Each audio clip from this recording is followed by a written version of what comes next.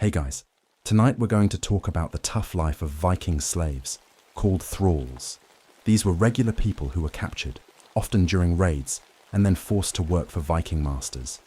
Imagine suddenly being taken from your home, sold at a market, and having to live and work in a cold, strange land where you didn't even speak the language.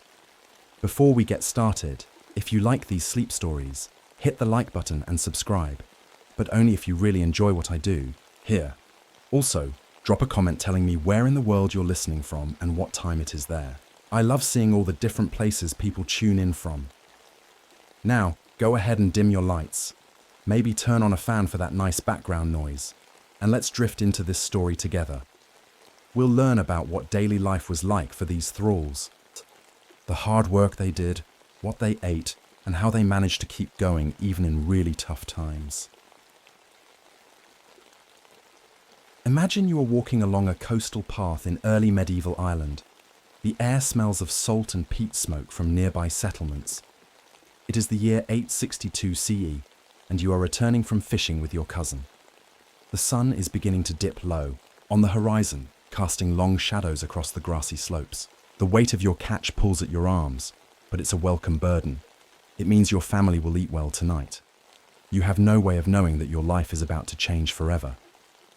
The Viking raids on coastal communities during the 8th to 11th centuries were not merely about plunder, they were also about people. The Old Norse word thrall, would soon define your existence, though at this moment, that term means nothing to you. You are free, with a family, a home, and a place in your community. By nightfall, all of that will be stripped away.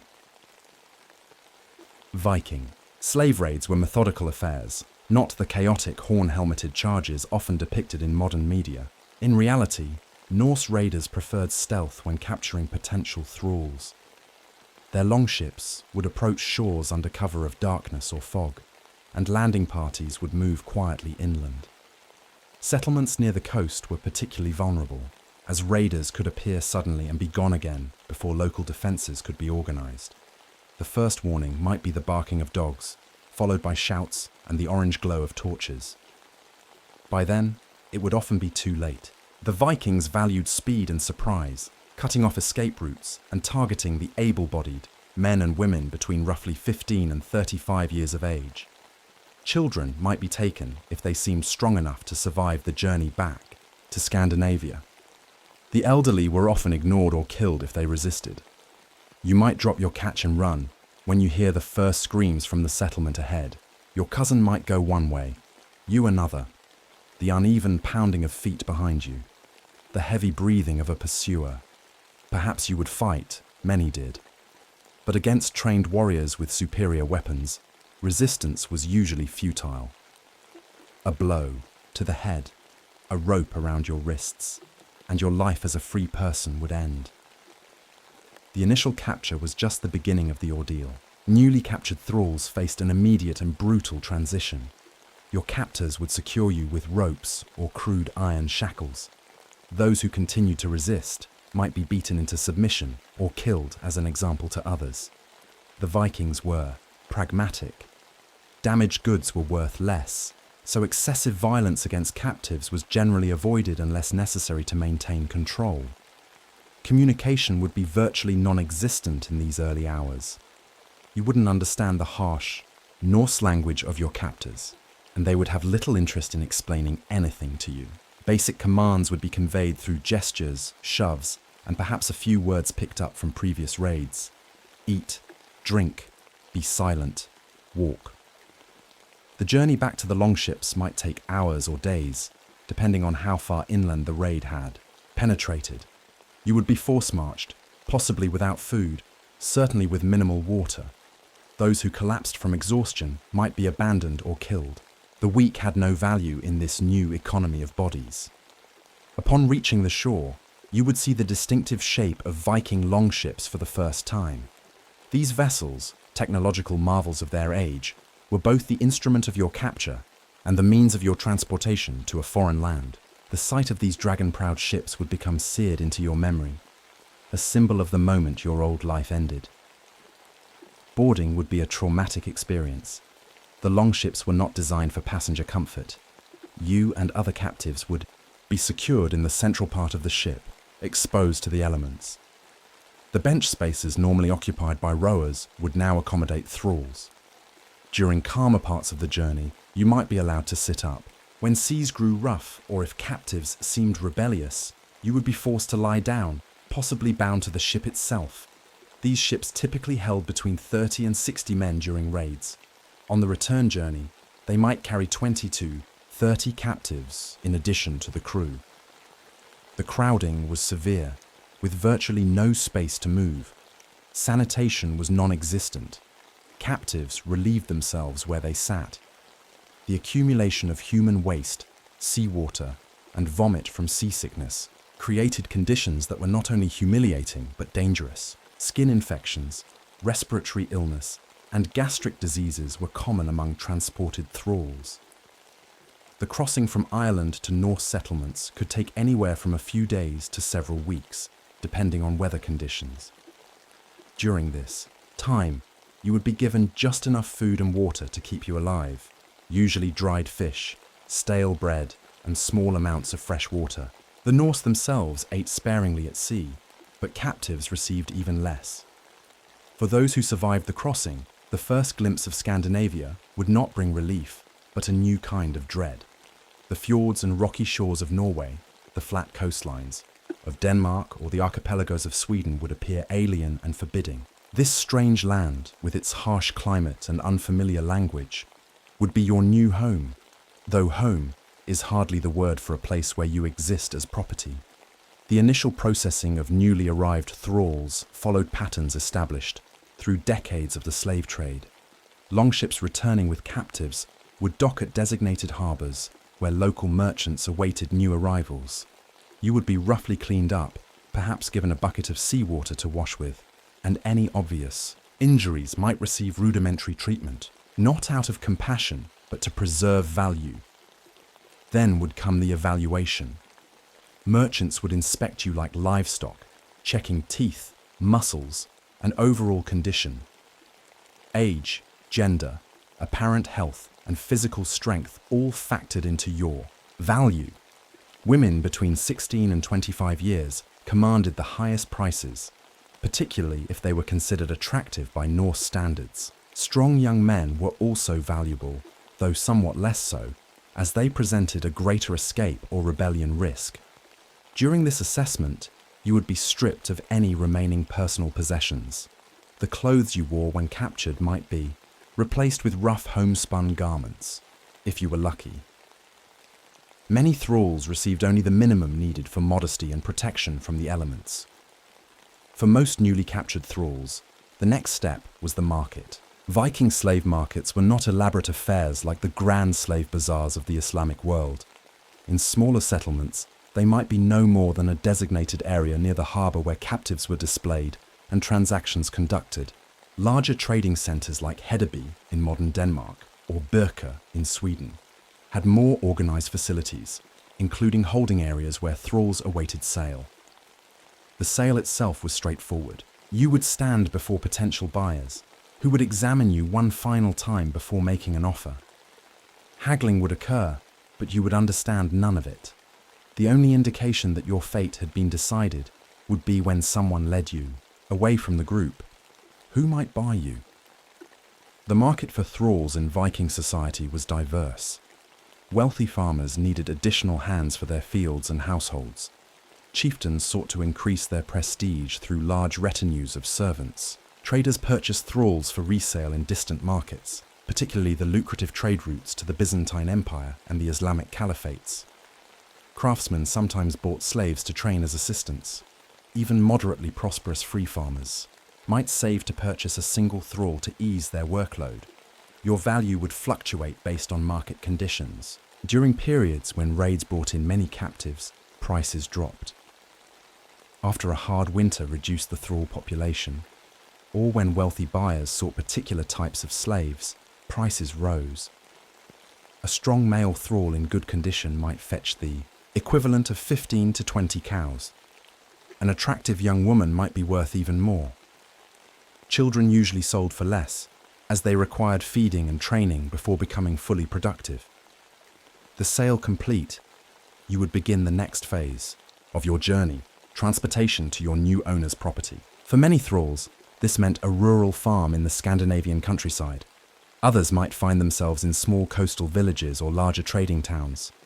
A small percentage would continue their journey eastward or southward, sold and resold, along Viking trade routes until they reached markets in Constantinople or Baghdad, where European slaves commanded high prices. As you follow your new master away from the market, perhaps bound by a rope around your neck or wrists, what thoughts might run through your mind? Would you still harbor hope of escape or rescue? Or would the shock of your new reality begin to settle into resignation?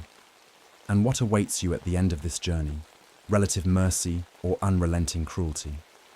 These questions would haunt your first steps into thraldom as the reality of life as property in the Viking world was about to unfold before you.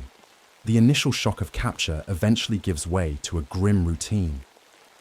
As weeks turn into months, you would begin to understand the permanence of your new situation. The psychological transformation from free person to thrall occurs gradually, alongside your adaptation to Norse language and customs. Memory becomes both comfort and torment during this period. In quiet moments, you might retreat into recollections of your previous life, the familiar landscapes of home, the festivals and traditions of your people, the faces of loved ones. These memories provide psychological refuge, but also heighten the pain of loss. Some thralls deliberately suppressed such memories, finding it easier to survive when not constantly reminded of what had been taken from them. The Norse themselves had specific terms for this psychological breaking. The process was called ad temja threll, to tame or break in a thrall. It was understood as a necessary phase, similar to breaking a horse for riding. The process wasn't always violent. Experienced slave owners knew that psychological methods were often more effective than physical ones. Isolation from others who spoke your language, immersion in Norse customs and speech, and a carefully calibrated system of small rewards for compliance could reshape identity more thoroughly than whips or chains. Your first year as a thrall would be marked by several key transitions. The initial language barrier would gradually erode as you acquired a functional vocabulary, not through formal instruction, but through necessity and observation. You would learn the Norse words for common tools, basic commands, and household items first. Complex conversation would remain beyond your grasp, but within 6 months to a year, most thralls could understand straightforward orders and respond appropriately. This linguistic shift carried deeper implications. As your native tongue faded from daily use, replaced by halting Norse, aspects of your original identity would begin to blur. Names hold particular significance in this regard. Your Norse masters would rarely attempt to pronounce your Irish name correctly, instead assigning you a Norse name or a crude nickname. You might be called simply after your origin, Iri, the Irish one, or given a name that described your appearance or some perceived characteristic. Svarta, the dark one, Litil, the small one, or similar appellations. In time, you might find yourself answering to this new name without hesitation, a small but significant surrender of your former self. Children captured young often forgot their birth names entirely, a fact noted with some surprise in contemporary accounts. The 11th century German chronicler, Adam of Bremen, wrote of Baltic slaves who, after long captivity among Norsemen, could not recall the tongues of their fathers. Alongside language came cultural immersion, the rhythm of Norse life, dictated by seasons, daylight hours, and religious observances, would structure your existence. You would witness the blot sacrifices to Norse gods, the Sumbul drinking ceremonies, and the various seasonal festivals that marked the Viking calendar. While participation in religious rituals varied, some masters included their thralls, others kept them at a distance. You would inevitably absorb the patterns and beliefs of Norse society. For thralls captured as adults, maintaining inner resistance to this cultural absorption was common. Many secretly continued to practice their native religions, praying to their gods when alone or finding other thralls from similar backgrounds with whom to preserve fragments of their culture. Archaeological evidence supports this persistence. Small Christian crosses or Celtic religious items have been found hidden in thrall quarters or buried near their graves, suggesting private devotion continued despite outward conformity to Norse practices. The physical adaptation was equally profound. Your body would change to meet the demands of your new environment and workload. The diet of Norse thralls, while adequate in calories for survival, differed significantly from what you would have eaten in Ireland. Thralls received more grains and fewer proteins than their masters. Barley porridge, supplemented with fermented fish, cabbage, beans, and occasional dairy products formed the staple diet. Meat was rare, except during festival times, when leftover portions might be distributed to the household thralls. This diet, combined with constant physical labor, would reshape your body. Any excess weight would quickly disappear. Muscles would develop according to your assigned tasks. Field workers gained strength in back and legs, while those assigned to crafts might develop specific dexterity. Your hands would thicken with calluses. Your skin would weather from exposure to the elements. After a year or two, you would physically resemble other thralls more than your former self. The northern climate presented its own challenges for captives from more temperate regions. Scandinavia's long, dark winters brought cold unknown in Ireland or Britain. Thralls received clothing appropriate to their work: wool tunics, simple trousers for men, basic dresses for women. But these garments were often old, patched, and insufficient for the coldest months. Chilblains, frostbite, and cold-related illnesses were common among thralls, particularly those working outdoors. Sleep itself became a different experience. No longer would you rest on the familiar bedding of your Irish home. Thrall sleeping. Arrangements varied widely depending on the household size and wealth. In smaller farms, you might sleep in the main longhouse alongside the family, though in the least desirable spot, near the door where drafts were strongest, or in corners, away from the central hearth's warmth. Larger establishments often had separate quarters for thralls, simple structures with communal sleeping platforms where privacy was non-existent. Your bedding would consist of straw covered with rough woolen blankets at best, bare straw at worst. During cold months, thralls often slept in their day clothes for additional warmth, removing only shoes or outer layers. This contributed to hygiene problems and parasite infestations. Lice and fleas were constant companions for most unfree people. The social dimension of thralldom created its own complex adaptation process. Within months, you would understand the hierarchy that existed even among unfree people. The Norse slave system was surprisingly stratified, with significant variation in treatment and living conditions depending on one's position within the thrall community. At the bottom were the newest captives, particularly those seen as rebellious or troublesome. These individuals received the worst accommodations, the heaviest labor, and the closest supervision. Above them were established field thralls, those who had demonstrated reliability but lacked specialized skills. They performed the bulk of agricultural labor, from plowing to harvesting, animal husbandry to forestry work. Higher still were household thralls who worked indoors. Cooking, cleaning, brewing, childcare, and similar domestic tasks fell to these individuals. Such positions were typically assigned to women or older thralls, no longer capable of heavy field labor. The conditions were less physically demanding, the food often better, as they worked near its preparation, and the shelter more consistent. The top of the thrall hierarchy stood those with valuable skills. Thralls trained in metalworking, woodcarving, shipbuilding, or other specialized crafts. These individuals enjoyed relatively privileged positions, sometimes receiving a share of the profits from their work, better accommodations, and occasionally the realistic prospect of eventually purchasing their freedom.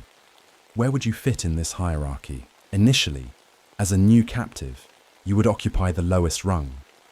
Your path upward would depend on several factors: your pre-existing skills that might prove valuable in Norse society, your ability to learn the language quickly, your capacity for hard work without resistance, and, perhaps most importantly, the character and needs of your particular master. The relationship between thrall and master varied enormously across Viking society. Norse sagas and historical accounts reveal the full spectrum of human treatment, from remarkable kindness to extreme cruelty. Some masters viewed their thralls almost as extended family members, particularly in smaller households where everyone worked closely together. Others maintained strict social barriers, treating thralls as animated tools rather than people. The prevailing Norse attitude considered humane treatment of thralls economically sensible rather than morally necessary. A well-fed, adequately housed thrall performed better work and lived longer, representing a better return on investment. This pragmatic approach meant that outright sadism was relatively uncommon, not because of ethical constraints, but because damaging valuable property made poor economic sense. That said, punishment was an established part of thrall management. For minor infractions, laziness, carelessness, or small acts of disobedience, thralls might be denied food, assigned additional work, or subjected to public humiliation. More serious offences, theft, assault, attempted escape, called for physical punishment. Whipping was common, as was beating with sticks or rods. Such punishments were typically administered publicly, serving as warnings to other thralls. Norse law recognized some minimal protections for thralls, though these varied by region and era. In Iceland, for example, the law code known as Gragas specified that masters who killed their own thralls must publicly announce the death, implying that concealment might bring suspicion of unjustified killing. In Sweden and Norway, compensation was sometimes required if someone killed another person's thrall, though the payment went to the owner, not to the thrall's family. For female thralls, additional vulnerabilities existed. Sexual exploitation was common, though not universal. Norse society had complicated views on sexual relationships between free men and female thralls. No legal prohibition existed. Female thralls were considered property available for their master's use. However, social complications could arise, particularly if such unions produced children. A free man who fathered a child with his female thrall faced certain expectations. The child should be either formally acknowledged, in which case it might be raised as free despite the mother's status, or exposed, abandoned to die, a practice permitted for unwanted infants in pre-Christian Scandinavia. As months turned to years, your perspective on your situation would inevitably shift. The initial trauma of capture might fade into a dull background ache rather than an acute daily pain. You would develop coping mechanisms, small rituals of remembrance performed in private, tiny acts of autonomy hidden from your master's view, moments of solidarity with fellow thralls who shared your experience. The question of freedom, manumission to use the technical term, hovered at the edges of thrall consciousness. It was rare, but not impossible. Norse society did provide several paths to freedom, though all were difficult and uncertain. Thralls could sometimes purchase their freedom if permitted to keep a portion of profits from specialized work. Particularly valued thralls might be freed as rewards for exceptional service or loyalty during crisis situations. Some thralls gained freedom through their master's will upon death, a gift sometimes made for religious reasons, particularly after Christianization began to spread through Scandinavia.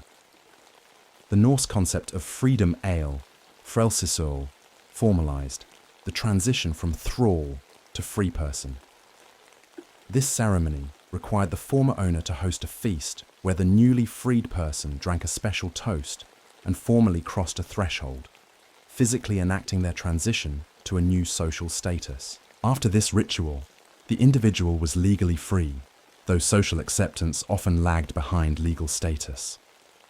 As your first year of captivity turned into a second and then a third, you would develop a different relationship with time itself. The urgent counting of days that marked your early captivity would gradually give way to the seasonal rhythms of Norse agricultural life. Spring planting, summer fishing and hunting expeditions, autumn harvesting, winter food preservation and indoor crafts, these cycles would structure your existence more than the calendar of your homeland.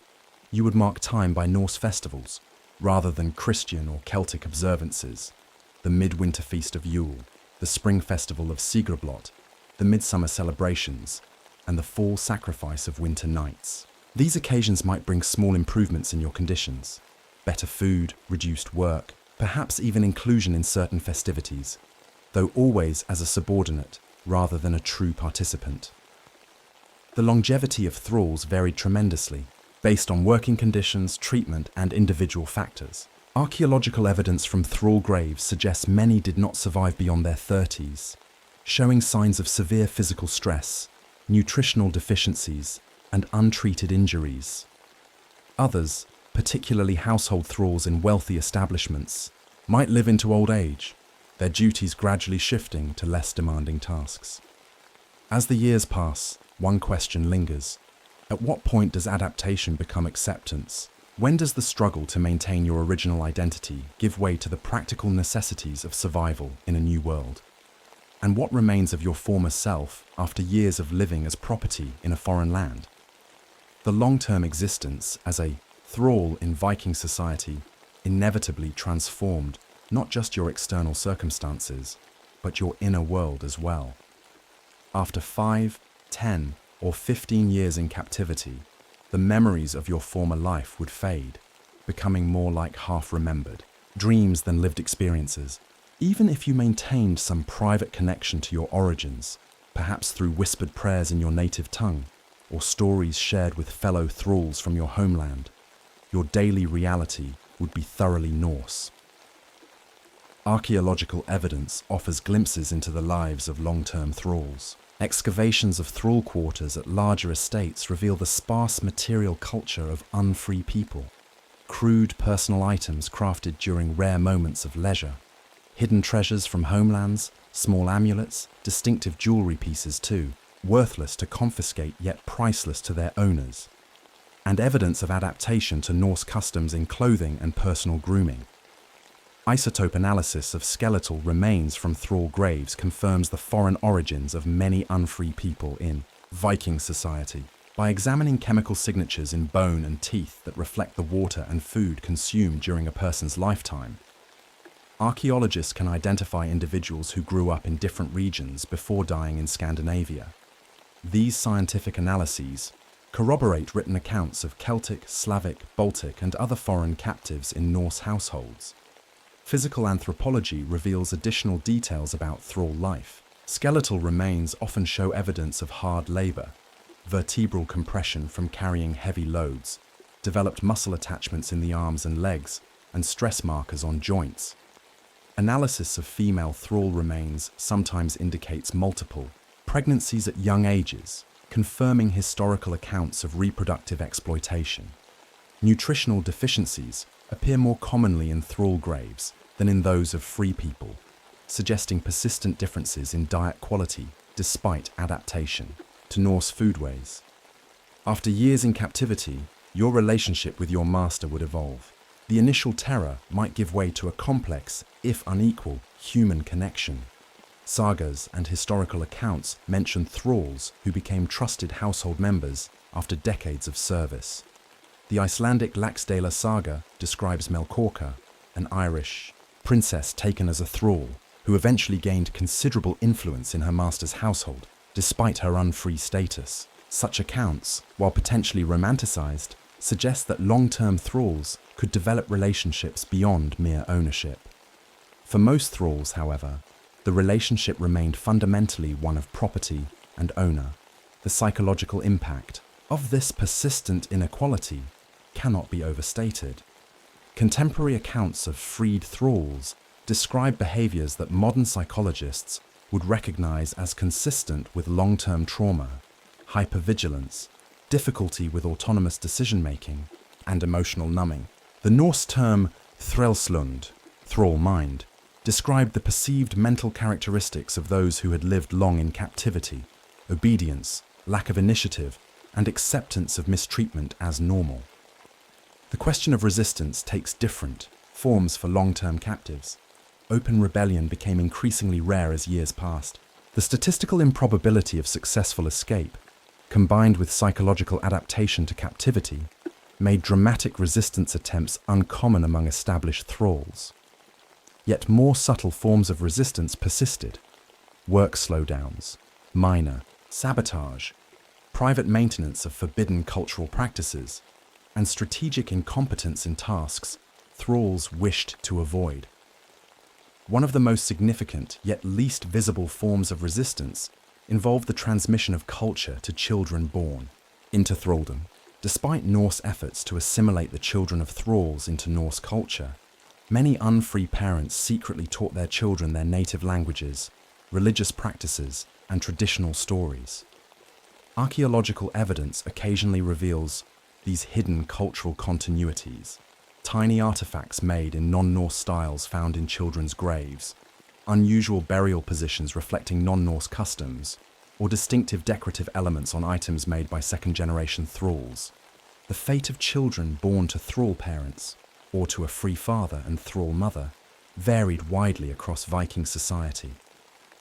In some households, particularly before widespread Christianization, such children simply inherited their mother's unfree status regardless of paternity.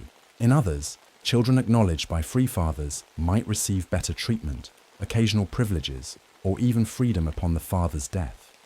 The Icelandic law code Gragas specified that a man who freed his thrall concubine should also free their children, though such legal ideals were not always followed in practice.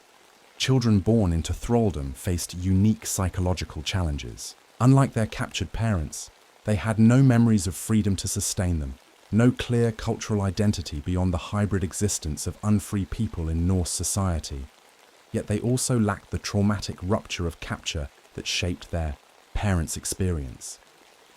Archaeological and textual evidence suggests these children occupied ambiguous positions, neither fully assimilated into Norse culture nor connected to their parents' origins, creating a distinct subculture within Viking society. After years or decades in captivity, the question of freedom might resurface in more concrete terms. While immediate post-capture escape attempts were common, long-term thralls sometimes found more viable paths to freedom through the established mechanisms of Norse society. The practice of self-purchase, mentioned earlier, offered a structured, if difficult, route to legal freedom. Historical records from the later Viking Age suggest this practice became more common as Christianization spread through Scandinavia, bringing religious concepts that, while not condemning slavery outright, encouraged manumission as a pious act. The Fire Norse ceremony of freedomale, frelsesøl, marked the transition from thrall to freed person. This ritual included specific legal elements that formalized the status change. The former owner made a public declaration of the thrall's new status. The freed person drank a special toast from a ceremonial cup, and witnesses validated the proceedings. The newly freed individual then symbolically crossed a threshold, physically enacting their change in status. This ceremonial dimension underscores the profound social implications of the transition from property to person in Norse society. Life after freedom presented its own challenges. Legally freed people occupied a distinct social category, neither thrall nor freeborn. They were referred to as freedmen or freedwomen, leisingi, leisingia, a status that carried certain limitations. Newly freed people often remained economically and socially dependent on their former masters, sometimes required by custom or law to continue providing service or paying a portion of their earnings. Their children and grandchildren might face lingering social stigma, despite never having been thralls themselves. Archaeological evidence of freed thralls is difficult to identify with certainty, but occasional grave goods suggest individuals who died as freedmen rather than thralls. These graves sometimes contain a curious mixture of status indicators. Certain types of jewelry or tools that would be inappropriate for thralls, but modest compared to those of freeborn people of similar economic means. This material evidence aligns with textual accounts, depicting freedmen as occupying an intermediate social position, able to own property and pursue trades, but still marked by their unfree origins. For those who never achieved legal freedom, aging in thraldom brought its own modifications to daily experience. Elderly thralls, if they survived the physical demands of unfree labor into old age, typically transitioned to less physically demanding tasks. Women might shift from field labor to textile production, food preparation, or childcare. Men might move from heavy agricultural work to crafts requiring experience rather than strength, wood carving, leatherworking, or similar activities. Archaeological evidence from thrall graves indicates that some elderly thralls received adequate care into non-productive old age, suggesting that long service could occasionally result in a form of retirement, if not legal freedom. The end of life as a thrall varied as widely as the experience of thralldom itself. Some thralls received proper burials with modest grave goods and apparent care from household members. Others were interred with minimal ceremony in unmarked graves outside formal cemeteries. Archaeological excavations have revealed both scenarios, from thralls buried at the edges of family graveyards with simple markers to mass graves containing multiple unfree individuals with signs of neglect or mistreatment. Burial practices sometimes reveal the complex cultural identity of long-term thralls. Occasional graves show Norse burial positioning, but with non-Norse amulets or personal items. Others display non-Norse body positioning, reflecting the burial customs of the thrall's homeland, but with Norse-style grave goods. These hybrid burial practices suggest that even after decades in Scandinavia, some thralls maintained connections to their original cultural identities, and that some Norse households respected these differences enough to accommodate them in death. The spiritual dimension of thrall experience remains largely speculative, as few written records address the religious lives of unfree people directly. Archaeological evidence suggests some thralls maintained their pre-capture religious practices secretly. Small Christian crosses found hidden in thrall quarters, for example, or amulets associated with non-Norse religions concealed within clothing or personal items. The Norse generally allowed thralls to adopt Norse religious practices, but rarely forced religious conversion, viewing religious affiliation as less important than labor output for unfree people. As Christianity spread through Scandinavia during the late Viking Age, approximately 900–1100 CE, attitudes toward thralldom gradually shifted. While early Christianity did not prohibit slavery, it introduced concepts that would eventually undermine the practice: spiritual equality, the merit of manumission as a pious act, and rules regarding the treatment of fellow Christians.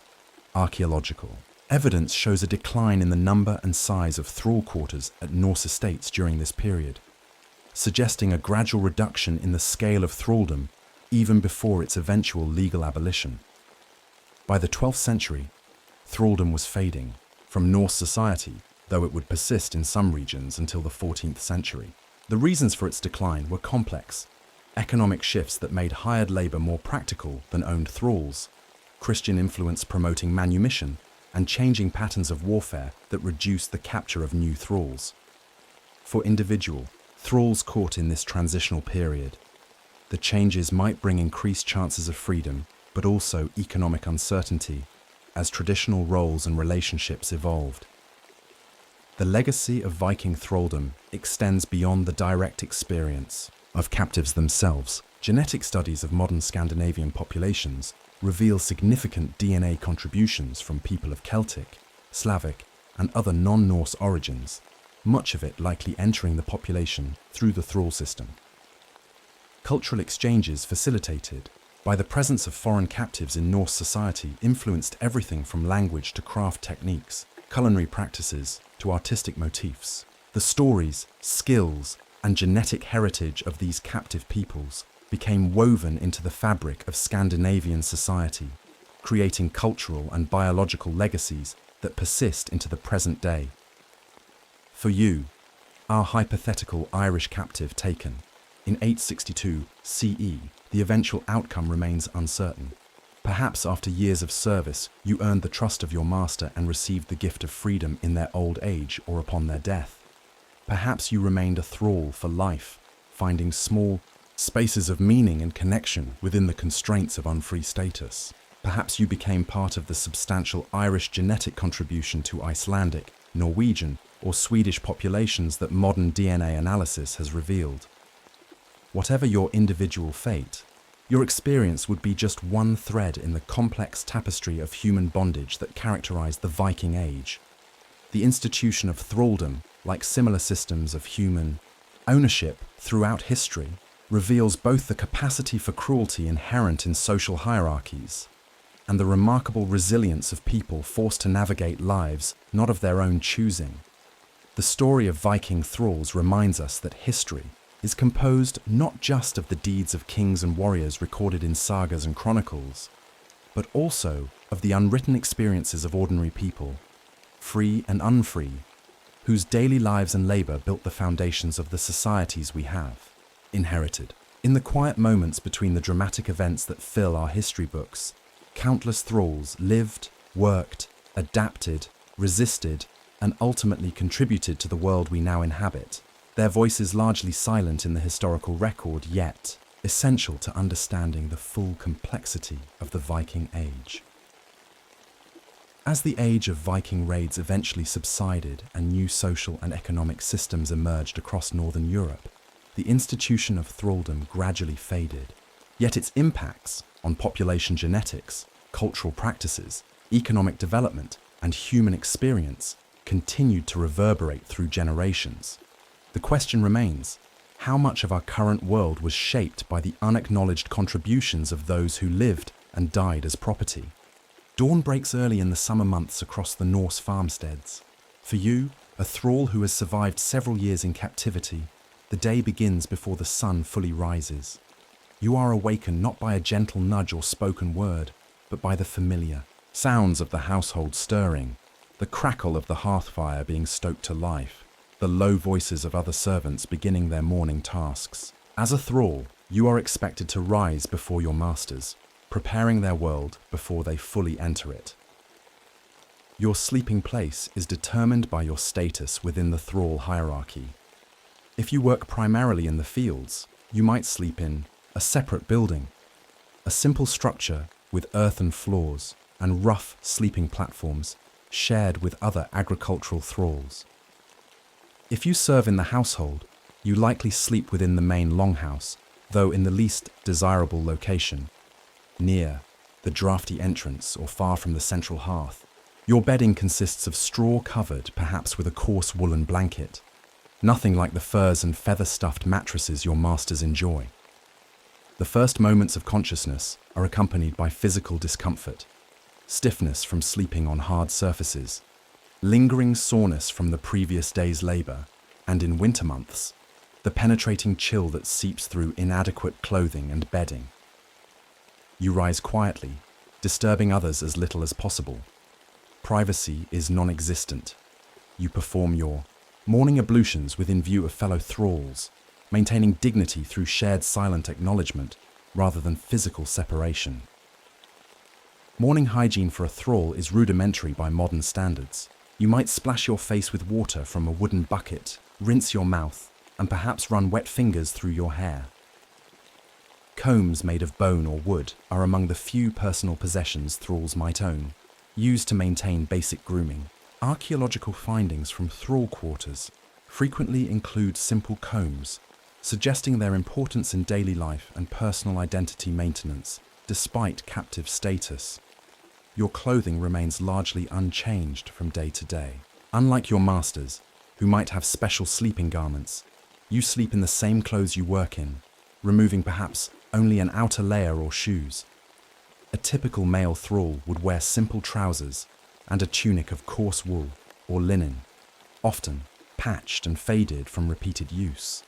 Female thralls typically wore simple dresses with aprons, the fabric rough and unadorned compared to the clothing of free women. Footwear for thralls consisted of simple leather shoes, or in many cases, nothing at all during warmer months. The archaeological record consistently shows that thrall clothing was functional rather than decorative, with little evidence of the brooches, trim, or coloured fabrics that adorned the garments of even modestly prosperous free people. Breaking the night's fast is a simple affair for thralls. Your morning meal typically consists of barley porridge, perhaps flavoured with a small amount of skimmed milk or whey. The remnants after cream has been removed for the master's household. You eat from wooden bowls with wooden spoons, standing near the cooking area rather than seated at tables. The quantity is sufficient to fuel your morning labor, but lacks the variety and quality of food served to free members of the household. Occasionally, particularly before days requiring exceptional physical effort like harvesting, you might receive a more substantial breakfast, including a small portion of dried fish or bread. With basic bodily needs addressed, your workday begins, in earnest. The specific tasks vary dramatically by season, but the summer months on a Norse farm represent perhaps the most demanding period of the thrall's year. The extended daylight of northern summers, up to 20 hours in some regions, translates directly into extended working hours for unfree labourers. While free farmhands might negotiate work periods or receive compensation for exceptional effort, you as a thrall are expected to work as long as daylight and your master's needs require. If you are a field thrall, your primary responsibility during early summer would be tending crops. Viking Age agriculture in Scandinavia centered around barley, oats and rye, supplemented in some regions by wheat. You would spend long hours walking the rows of planted fields, removing weeds, checking for pest damage, and ensuring proper drainage of the precious cultivated soil. The tools you use, simple wooden hoes with iron tips, wooden rakes, pruning knives, are functional but often worn or repaired rather than new. Archaeological excavations consistently show that tools used by thralls were typically older, more frequently repaired, and of lower quality than those used by free farmers. Summer also brings critical haymaking responsibilities. The short growing season of northern Europe made preservation of winter fodder for livestock absolutely essential to farm survival. You might spend days wielding a scythe, a valuable iron tool sometimes entrusted to thralls despite concerns about weapons access, cutting meadow grass at precisely the right time for optimal nutrition value. This hay would then be spread to dry, turned regularly, and eventually gathered and stored in specially constructed outbuildings. The physical demand of these tasks cannot be overstated. Modern experimental archaeology has demonstrated that traditional haymaking required extraordinary endurance and strength, particularly when performed with period-appropriate tools.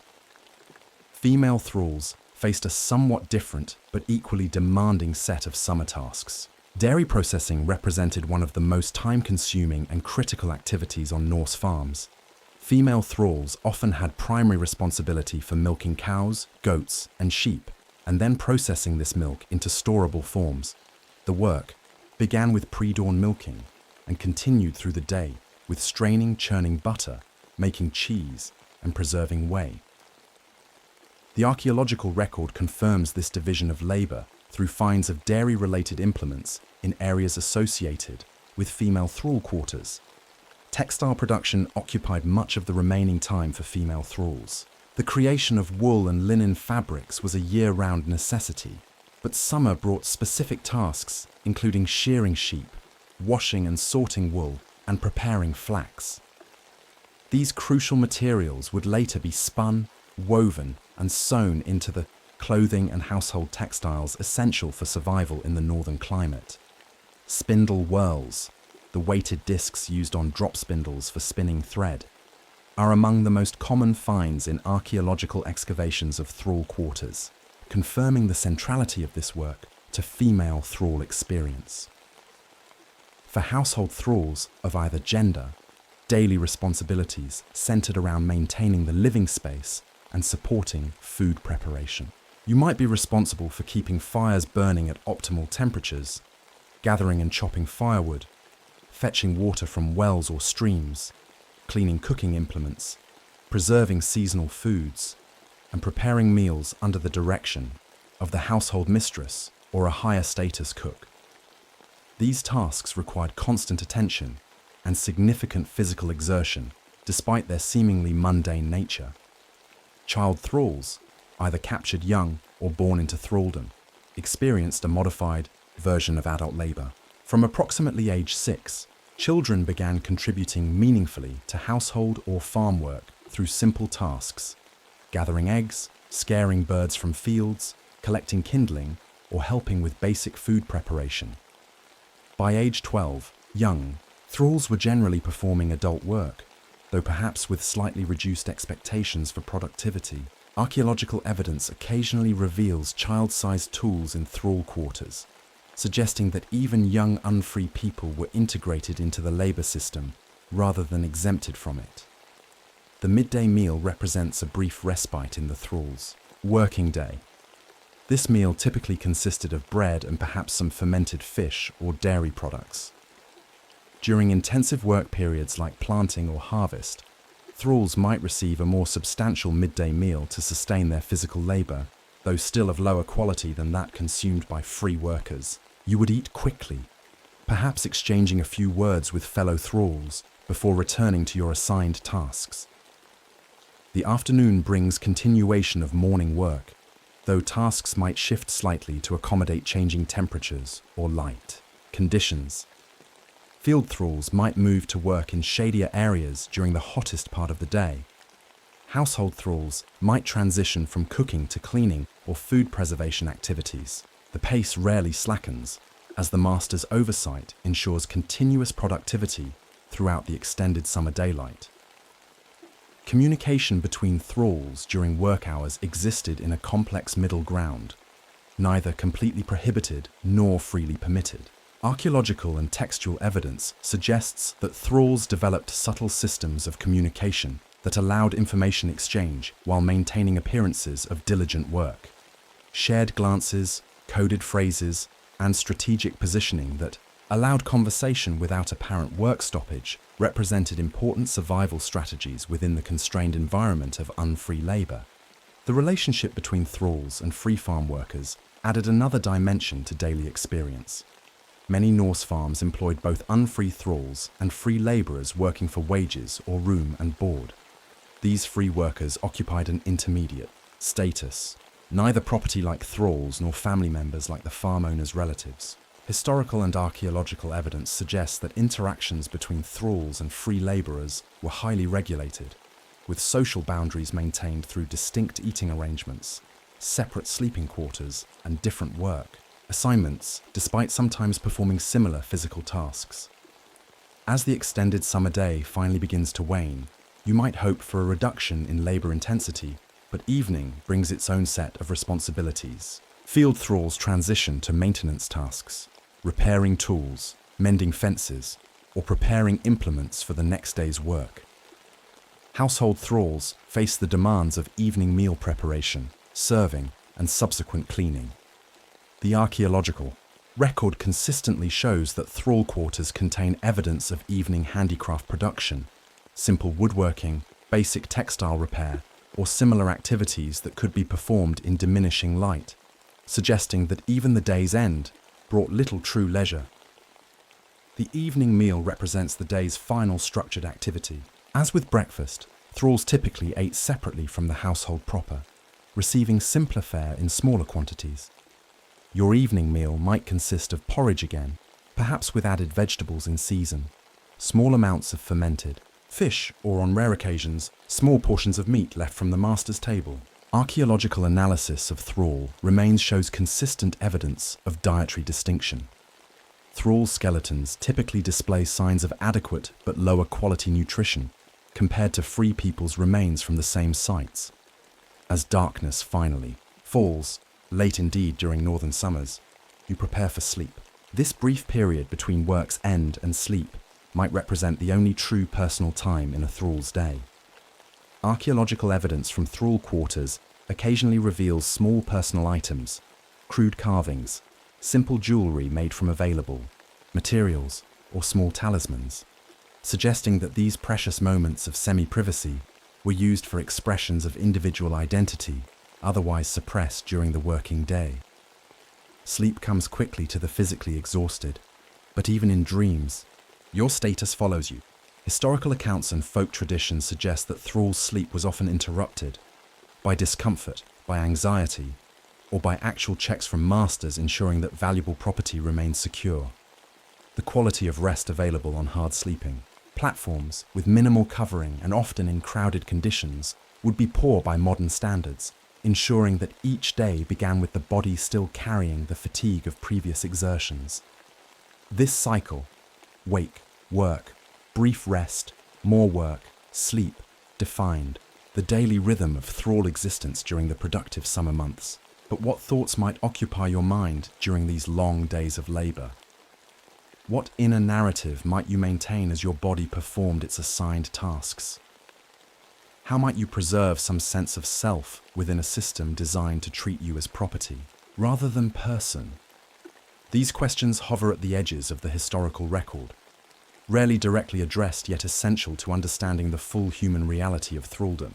As the summer sun finally sets on another day of unfree labor, what dreams might visit you in the brief hours before dawn brings the cycle beginning anew? And how do these individual days accumulate into the years and decades that defined a thrall's lifespan in Viking Age Scandinavia? As summer transitions to autumn, the rhythm of farm life shifts, and with it, your duties as a thrall.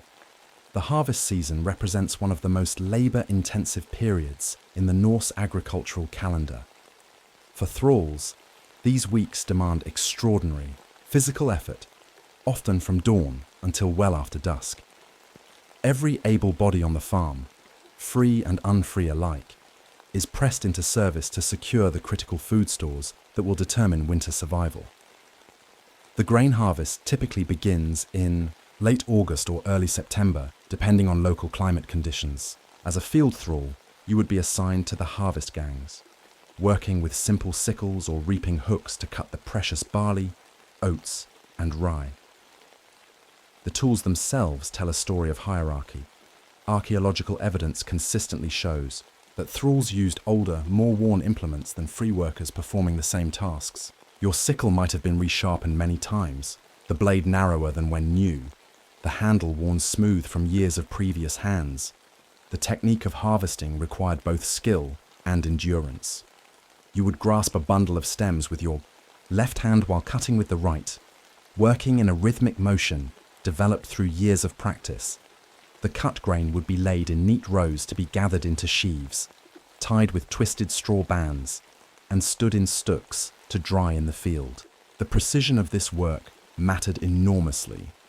Cutting too high wasted valuable straw needed for winter bedding and thatching. Cutting too low dulled the sickle blade on soil and stones. Women thralls often worked alongside men during harvest, the gender-based division of labor temporarily suspended in service of this critical task. Archaeological and textual evidence suggests that harvest work was organized in teams, with thralls and free laborers sometimes working in parallel rows, but maintaining social separation through physical spacing and distinct break times. The field would gradually transform from standing grain to orderly stooks under this collective effort, though your contribution as a thrall would receive neither acknowledgement nor compensation beyond basic sustenance. The physical toll of harvest work cannot be overstated. Modern experimental archaeology, recreating Viking Age harvesting, has demonstrated that a single day of cutting grain with period-appropriate tools causes significant muscle fatigue, blistering of hands, and back strain. For thralls performing this labor day after day with minimal rest, the accumulated physical impact would be severe. Skeletal remains from thrall graves frequently show evidence of repetitive stress injuries and premature joint deterioration, consistent with such intensive agricultural labor. After sufficient field drying, the grain would be transported to the farm's threshing floor. Here, the process of separating grain from chaff began, another labor-intensive activity frequently assigned to thralls. You might spend days wielding a flail, repeatedly beating the dried sheaves to loosen the nutritious kernels from their husks. The monotony of this work was matched only by its physical demand. The repetitive overhead motion straining shoulders already tired from reaping. Winnowing followed threshing, a process of separating the lighter chaff from the heavier grain kernels. This delicate work required skill and judgment, often performed by tossing the threshed mixture into the air from flat baskets, allowing the breeze to blow away the chaff while the valuable grain fell back into the basket or onto a prepared cloth. Archaeological evidence suggests this task was frequently assigned to female thralls, the gender division of labor reasserting itself as harvest processing moved from field to farmstead. The secured grain represented the farm's most valuable resource, and its storage was managed with appropriate care. You might be assigned to transport the processed grain to dedicated storage structures, but would rarely be trusted with measuring or recording the quantities, tasks reserved for the master or trusted free workers. Archaeological evidence occasionally reveals grain storage facilities with advanced locking mechanisms, underscoring the value placed on these resources and the implicit lack of trust in the thralls who helped produce them. Autumn brought other harvests beyond grain. Root vegetables, primarily turnips, carrots, and onions, required gathering and proper storage for winter use. Fruit from cultivated trees or wild sources needed collection and preservation through drying or fermentation. Nuts from hazel and beech trees represented another valuable food source, warranting organized gathering. These secondary harvests often fell to thralls considered less valuable for primary grain collection. Older individuals, adolescents, or those with physical limitations. The slaughter season represented another critical autumn activity on Norse farms. As winter approached, difficult decisions were made regarding which animals would be kept through the cold months, and which would be culled before seasonal scarcity required feeding them from precious stored hay. This work often fell to male thralls under careful supervision, as it involved both valuable livestock and dangerous tools. The processing of slaughtered animals created intensive labor requirements. Female thralls typically handled the preservation of meat through smoking, drying, or salting. The creation of blood puddings, sausages, and other products designed to use every edible portion of the animal fell largely to experienced female thralls working under the household mistress's direction. Nothing was wasted. Bones would be processed for marrow and then crafted into tools. Hides prepared for leather production. Horns and antlers reserved for specialized crafting. Archaeological evidence from thrall quarters during this season reveals interesting patterns of consumption. Small bones with cut marks suggesting meat removal appear more frequently in thrall living areas during slaughter season, suggesting that thralls received slightly better protein access during this period of abundance. This timing aligns logically with the increased energy demands of harvest labor and the practical necessity of using perishable offcuts that couldn't be effectively preserved. The preservation of dairy products for winter represented another autumn focus. Female thralls skilled in cheesemaking would create hard, aged varieties designed for long storage, transforming summer milk surplus into winter protein sources. The whey byproduct from this process was itself valuable, often fermented into a sour drink that provided both hydration and nutrition during winter months when fresh food was scarce. As fields emptied of crops and weather began to cool, thrall labor shifted toward preparation for winter. This included maintenance of farm structures, replacing damaged roof thatch, sealing drafts in walls, repairing animal shelters, and similar tasks designed to increase comfort and efficiency during the coming cold. Archaeological evidence from Norse farms shows regular maintenance patterns consistent with this seasonal preparation, with many repairs clearly executed with less skill than original construction, suggesting thrall rather than specialist labor. The gathering and processing of winter fuel occupied significant autumn labor. While free farm members might focus on hunting or trading during post-harvest weeks, thralls were typically assigned to cutting peat, gathering and splitting wood, making charcoal, and stockpiling these essential resources near living quarters for easy winter access. The archaeological record consistently shows that thrall quarters were located with convenient access to fuel storage areas, reflecting their responsibility for maintaining fires during colder months. Textile preparation intensified during autumn. The wool sheared from sheep in late summer would be washed, sorted, and prepared for winter spinning and weaving. Female thralls spent increasing hours carding wool, aligning the fibers in preparation for spinning, as outdoor work diminished with shortening days. Archaeological evidence from thrall quarters regularly includes simple textile tools: spindle, whorls, bone or wooden combs for carding, and loom weights, confirming the centrality of this work to female thrall experience. The indoor orientation of late autumn work created different challenges for thralls. While summer's physical demands were extreme, the outdoor setting allowed some psychological breathing room, opportunities to see horizons, brief moments when a supervisor's attention might be directed elsewhere, the simple relief of fresh air, and changing scenery. As work moved predominantly indoors, thralls experienced increased supervision and the psychological pressure of constant observation. Sleep patterns changed with the seasons. The extended daylight hours that maximized summer work gradually gave way to longer nights. For thralls, this didn't necessarily translate to more rest. Indoor work by firelight became standard practice, with spinning, weaving, woodworking, and similar tasks continuing well into evening hours. However, the nature of this work sometimes permitted limited social interaction among thralls, creating rare opportunities for community building within the constraints of unfree status. The changing seasons affected thrall health in predictable patterns. Archaeological evidence from thrall graves shows seasonal stress markers in teeth and bones, thin lines indicating periods of illness or malnutrition that frequently align with the transition from autumn to winter, when fresh food became scarce, but preserved supplies were still carefully rationed. These physical markers corroborate textual references to increased thrall mortality during early winter, particularly among the elderly or those weakened by harvest exertion. Your clothing as a thrall would change subtly with the cooling weather. Additional layers might be permitted, often cast-offs from the master's household rather than purpose-made garments. Foot coverings became more essential, with archaeological evidence showing simple leather shoes reinforced with extra wrappings in thrall graves from the colder regions.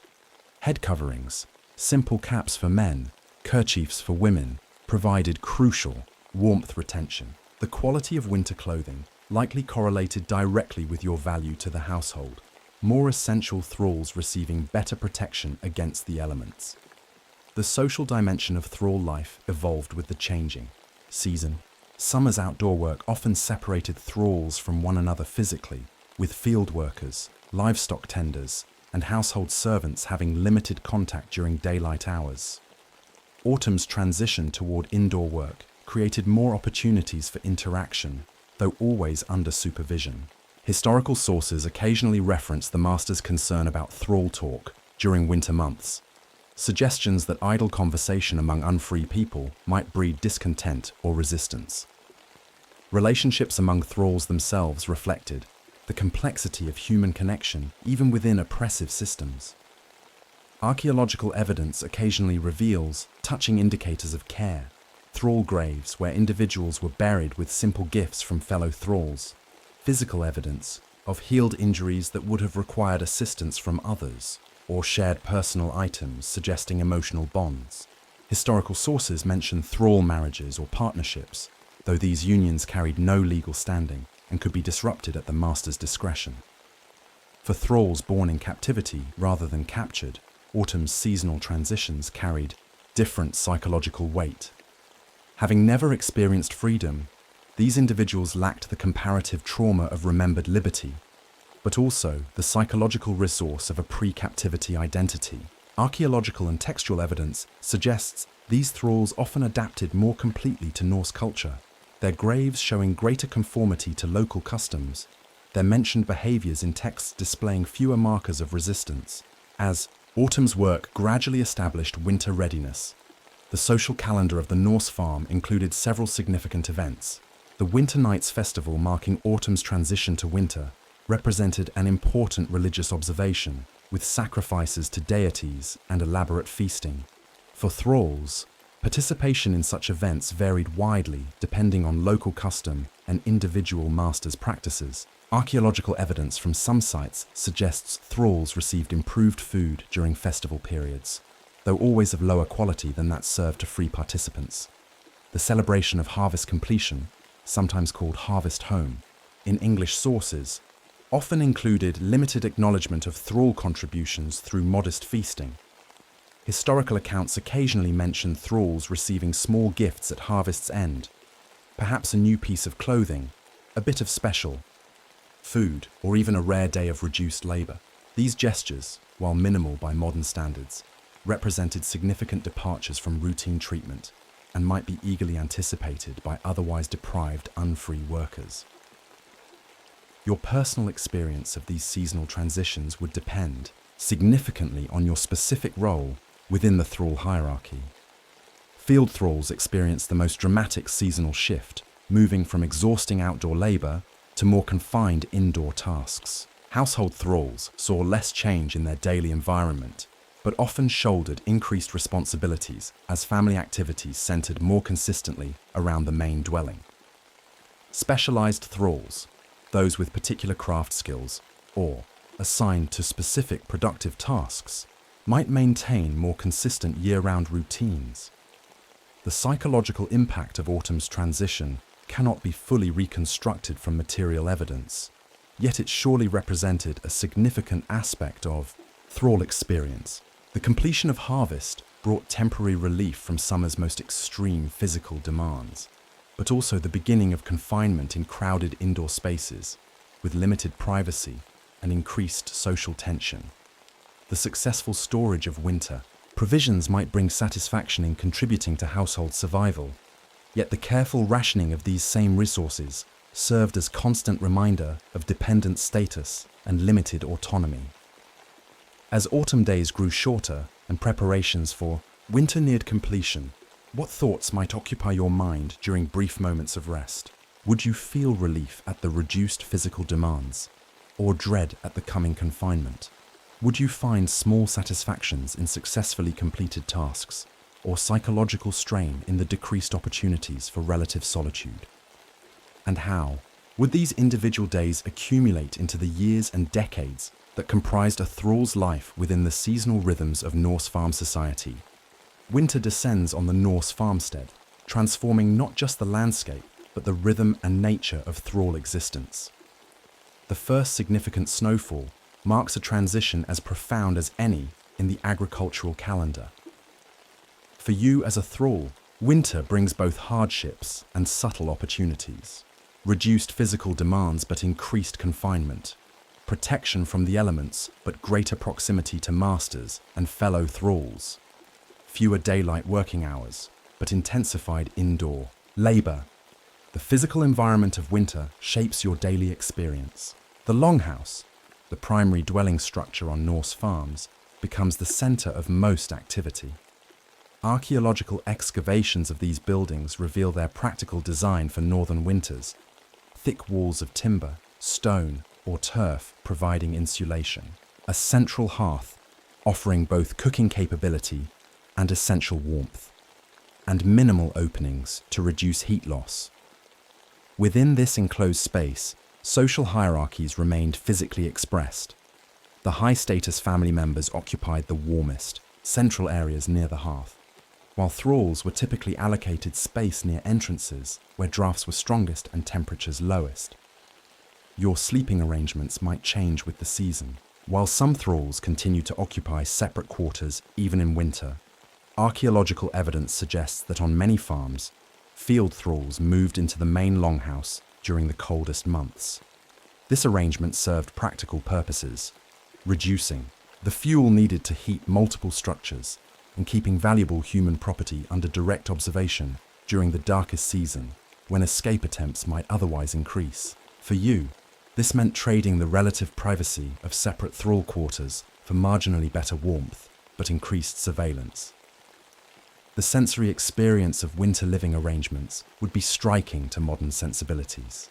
The longhouse. Interior was perpetually smoky as ventilation remained minimal to preserve heat. The combined odors of unwashed bodies, cooking food, stored provisions, and sometimes livestock sharing the human living space created an atmosphere that first-person accounts from the period describe as nearly overwhelming to unaccustomed visitors. Lighting came primarily from the central hearth, supplemented by simple oil lamps or tallow candles during essential activities. For thralls allocated peripheral spaces within the structure, both warmth and light would be significantly reduced compared to the household center. Your winter clothing as a thrall represented a practical compromise between minimal standards and resource conservation. Archaeological evidence from thrall graves shows simpler, less layered clothing than that of free people from the same communities, yet still adapted for northern conditions. You might receive additional layers, typically made from coarse wool, often repurposed from older garments, but generally fewer and of poorer quality than those worn by free household members. Footwear became particularly important. Simple leather shoes might be supplemented with cloth wrappings, or stuffed with insulating material like straw or moss. Head coverings, critical for heat retention, were universal. Simple caps for men and kerchiefs for women appear consistently in archaeological textile remains associated with thrall status. The daily rhythm of winter differed markedly from other seasons. Your waking would still come before that of the household master, but with sunrise occurring much later, this often meant rising in complete darkness. Thralls responsible for fire maintenance might never experience unbroken sleep, instead taking turns throughout the night to ensure the hearth remained active, a critical responsibility when temperatures dropped far below freezing outside the dwelling's walls. Winter nutrition followed predictable patterns based on preserved resources. Your morning meal likely consisted of porridge made from stored grain, perhaps flavored with preserved berries, or a small amount of honey if supplies were plentiful. Archaeological analysis of cooking vessels from thrall areas shows residues, consistent with grain-based diets, with significantly fewer protein markers than vessels from free household areas. This dietary difference appears most pronounced during winter months, when food preservation and careful rationing became most critical. The work assigned to thralls during winter months centered around indoor productive activities, with occasional outdoor tasks performed during daylight hours, regardless of weather conditions. Female thralls spent much of winter engaged in textile production, turning the wool prepared during autumn into thread through spinning, then weaving this thread into cloth on vertical looms. Archaeological evidence consistently shows simple, textile tools among the most common artifacts in thrall quarters. Spindle whorls made of clay, stone, or bone, simple combs for carding wool, and loom weights of various materials. Male thralls typically focused on maintenance and craft production. During winter, wooden implements needed for spring planting would be repaired or created anew. Hunting tools maintained, leather worked into needed items, and structures serviced as weather permitted. The archaeological record shows evidence of these activities in thrall quarters through tool marks, partial artifacts, and production debris. The quality of work varied considerably, suggesting that some thralls possessed significant craft skills, while others performed only basic maintenance tasks. Certain winter responsibilities fell to thralls regardless of gender. The maintenance of adequate water supplies, often requiring breaking ice on frozen water sources and carrying heavy containers through snow, typically fell to younger or stronger thralls. Fuel management, bringing in wood or peat from storage areas, maintaining proper fire conditions, represented another constant requirement. Archaeological evidence from winter-occupied thrall quarters frequently shows improvised tools for these specific tasks, ice-breaking implements, specialized carrying devices, and fire-tending tools. The psychological dimension of winter confinement added complexity to thrall experience. Historical sources occasionally reference increased tensions among unfree people during winter months, with references to punishment for quarrels or attempted rule-breaking. The Norse legal codes include specific provisions regarding thrall management during winter, suggesting that masters recognized the particular challenges of this season. Archaeological evidence occasionally reveals security measures implemented specifically during winter months. Reinforced barriers within longhouses separating thrall sleeping areas from the main household, or specialized restraints used only during the darkest season. Yet winter also brought certain opportunities within the constrained reality of thrall existence. The extended darkness and indoor focus created more occasions for storytelling, music, and cultural transmission among thrall communities. Archaeological evidence occasionally reveals simple musical instruments or game pieces in thrall quarters, suggesting that even within oppressive systems, humans created space for cultural expression and limited leisure. These activities necessarily occurred with master permission or during brief periods of reduced supervision. For thralls maintaining connections to pre-capture cultural identities, winter's indoor focus provided rare opportunities to quietly share languages, stories, or traditions with fellow captives, particularly those from similar origins. Contemporary sources occasionally mention masters' concerns about thrall talk during winter months. suggesting awareness that private communication among unfree people might preserve identities separate from imposed Norse culture. For thralls, born into captivity, these winter conversations might provide their only connection to ancestral heritage. Relationships between thralls and free household members develop different dimensions during winter proximity. The unavoidable close quarters sometimes led to more complex interactions than the straightforward labor supervision of summer fieldwork. Historical sources occasionally mention thralls who became valued for their storytelling abilities, craft, skills, or knowledge of herbal medicine, talents that might receive greater recognition during winter's indoor focus. Archaeological evidence sometimes reveals unexpected items in thrall possession, small gifts or tokens suggesting relationships, more nuanced than mere ownership. Female thralls face particular vulnerabilities during winter confinement. Historical and archaeological evidence suggests that sexual exploitation increased during winter months, with pregnancies disproportionately occurring 9 months after the darkest season. Some Norse legal codes include specific provisions regarding children born to female thralls, with rules about recognition, support, and potential freedom that suggest the commonality of such situations. For female thralls, winter's confinement often meant increased difficulty avoiding unwanted attention from male household members. Health conditions among thralls showed seasonal patterns evident in archaeological remains. Vitamin deficiencies appear more commonly in thrall skeletal material dating from late winter periods, suggesting that nutritional quality declined as preserved food stores diminished. Respiratory conditions likely increased with constant exposure to smoke in poorly ventilated quarters. Archaeological evidence occasionally reveals attempts at medical intervention, healed fractures, evidence of poulticed infections, or dental modifications to address pain, suggesting that thralls received basic medical care, if only to maintain their value as property. Religious observances during winter held particular significance in Norse culture. The celebration of midwinter, later incorporated into the Yule tradition, represented a critical spiritual observance. The degree to which thralls participated in these rituals varied widely depending on local customs and individual household practices. Archaeological evidence occasionally shows thrall graves containing token ritual objects associated with winter celebrations, suggesting some degree of inclusion. Historical sources reference thralls receiving modest gifts or improved food during these festivals, representing rare departures from standard treatment. The experience of time itself changed during winter for all farm inhabitants, including thralls. Without modern timekeeping devices, the natural cycles of light and darkness structured daily activities. For thralls, whose labor was not negotiable but determined by owners, winter's shortened daylight created a different relationship with work. Tasks were defined less by time periods and more by completion requirements, spinning a certain amount of thread, processing a specific quantity of materials, or maintaining fire continuously regardless of the hours required.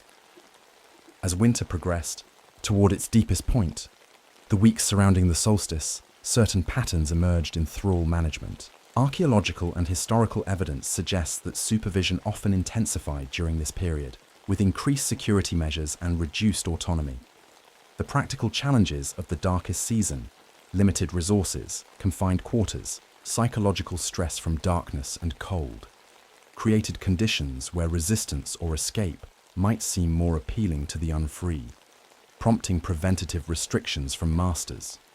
The winter solstice itself, the turning point after which daylight gradually lengthened, held both practical and symbolic significance.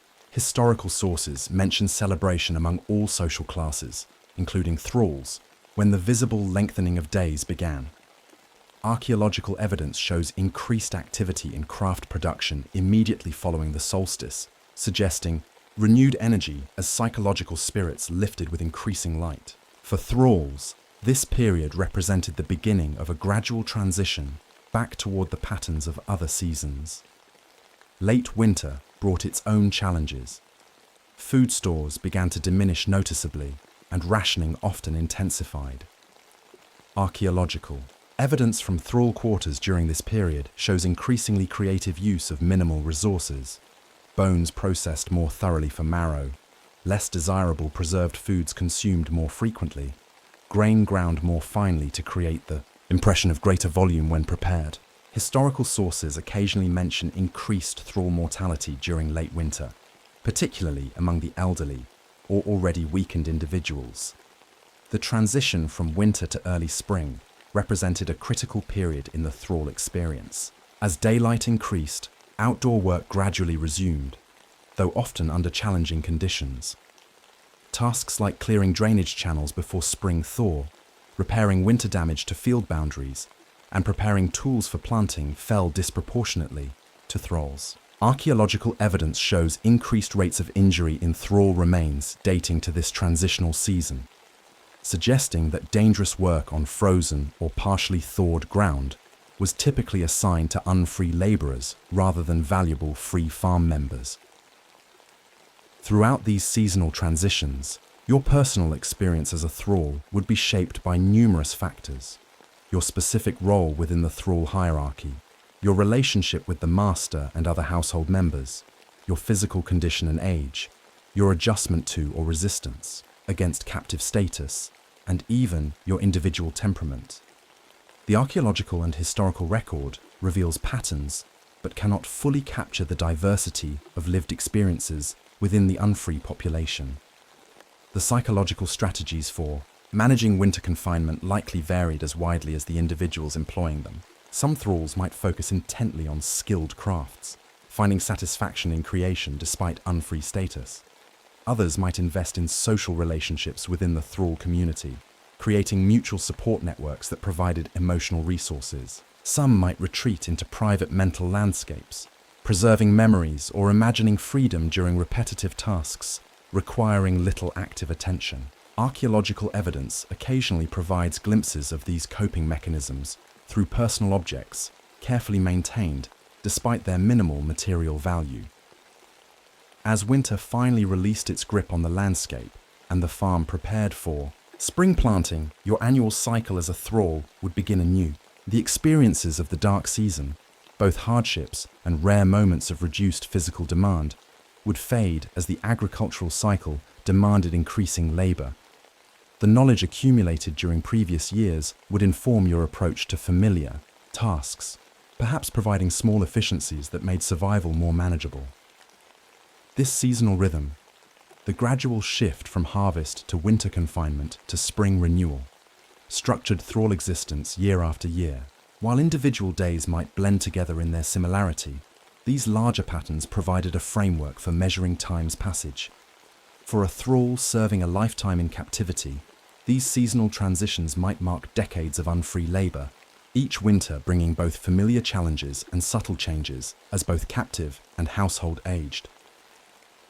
Archaeological evidence from thrall graves reveals that many survived decades in captivity, their remains showing the accumulated physical impacts of unfree labor: joint deterioration, healed fractures, dental wear from using teeth as tools, and nutritional markers indicating consistent dietary differences from free community members. These physical signs tell part of the story, but the interior experience, the psychological journey through years of captivity, the maintenance or loss of pre-capture identity, the development of relationships within constrained circumstances, remains largely inaccessible to modern research.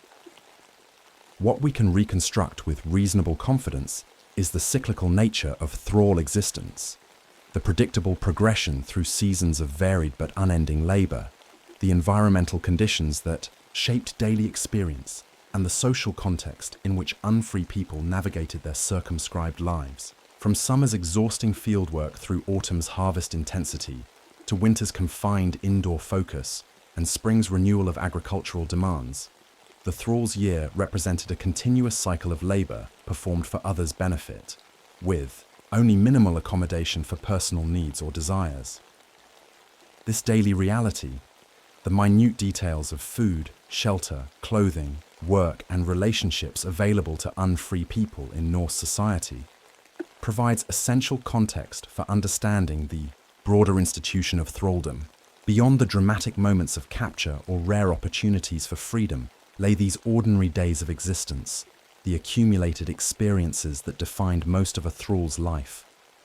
By examining these daily patterns through archaeological evidence and historical sources, we gain insight into both the operational mechanics of Norse slavery and the human experience of those caught within this system. As winter finally transitions to spring, and your labor as a thrall shifts once again toward the fields, one certainty remains. Regardless of season, your status defines your experience. Whether breaking frozen ground for early planting or spinning wool during winter's darkest hours, you remain property rather than person, your labor, your body, and your future belonging to another. This fundamental reality underlies every seasonal variation, every daily task, and every social interaction in the life of a Viking Age thrall. The morning sun glints off the water as you stand among a row of tired, apprehensive captives. You've been stripped of your original clothing, given a rough linen shift that barely protects you from the chill, and had your hands bound with coarse rope. The harbour before you bustles with activity, ships being loaded and unloaded, merchants arguing over prices, free people going about their business. But your attention focuses on the wooden platform ahead, where other human beings just like you are being examined, haggled over, and sold. This is Hedeby, Hythabu, one of the most significant trading centres in the Viking world, located in what is now northern Germany. In the early 10th century, it stands as a critical node in networks of commerce stretching from the North Atlantic to the Byzantine Empire and beyond. And you are about to become one more commodity changing hands in this bustling marketplace. The Viking slave trade represented one of history's most extensive trafficking networks, moving tens of thousands of human beings across vast distances during the 8th through 11th centuries. To understand this commerce in human lives, we must examine the economic structures, trade routes, and market values that transformed captive people into movable property with standardized prices. Unlike some historical slave trading operations that specialized exclusively in human trafficking, Viking slave dealers typically traded in multiple commodities. Archaeological evidence from trading centers like Hedeby, Birka in Sweden, and Dublin shows that the same merchants dealing in thralls often handled furs, amber, walrus ivory, honey, and other valuable goods. For these traders, humans represented high-value merchandise that could be transported under its own power, an advantage when moving goods overland between waterways or across difficult terrain. The primary supply sources for the Viking slave trade were raid captives, war prisoners, debt slaves, and children born to thrall women. Archaeological and textual evidence indicates that certain regions were targeted particularly heavily for slave-taking raids. Ireland, Scotland, the Baltic coastlands, and Slavic territories in Eastern Europe. Isotope analysis of skeletal remains from thrall graves in Scandinavia confirms this pattern, showing that many unfree individuals originated far from where they died. The initial capture represented only the beginning of a thrall's journey through the Norse commercial system. From coastal raiding sites, captives were transported to local gathering points, small markets or ports where regional traders collected newly acquired thralls. Archaeological evidence from these sites includes temporary holding structures, simple buildings with evidence of restraint devices such as shackles or specialized room configurations. Historical sources mention these collection points operating seasonally, particularly after the prime raiding months of late spring and summer. From these regional collection points, thralls entered larger commercial networks, moving toward major market centers. Transport methods varied by geography. In coastal regions and along river systems, ships provided the primary means of moving human cargo. Archaeological evidence from Viking ships occasionally includes specialized fitting points for securing captives during transport. Overland, thralls typically traveled on foot, bound together in coffle lines, groups chained or roped in sequence, to prevent escape. Contemporary accounts mention these human caravans moving along established trade routes, particularly those connecting the Baltic region to markets in the Islamic world and Byzantine territories. The physical condition of thralls upon arrival at major markets became a significant factor in determining their value.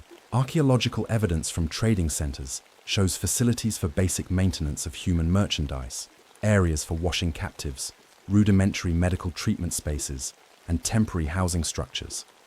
Historical accounts mention slave dealers, providing minimal food and basic care to maintain or improve the appearance and health of their human inventory before sale. This wasn't compassion, but simple business sense. A healthier-looking thrall commanded a higher price. The markets themselves operated according to established patterns evident in both archaeological and textual records. Major trading centers like Hedeby, Birka, and Dublin had designated areas for human merchandise. Archaeological excavations have identified specialized structures with evidence of temporary human containment, buildings with unusual security features, concentrations of foreign origin personal items likely taken from captives, and sometimes even physical restraint devices anchored to floors or walls. Within these spaces, thralls were held while awaiting examination, evaluation, and purchase. The process of examination followed protocols designed to establish value. Historical accounts describe thralls being stripped for physical inspection, their teeth checked as indicators of health and age, their muscles prodded to assess strength, and their general appearance evaluated for attractiveness according to local standards. Archaeological evidence occasionally reveals specialized platforms or raised areas where this examination would occur, allowing potential buyers to observe thralls from all angles before making purchase decisions.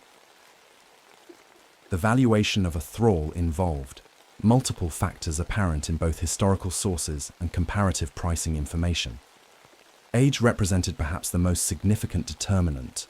Thralls between ages 15 and 30 commanded the highest prices, with value declining significantly.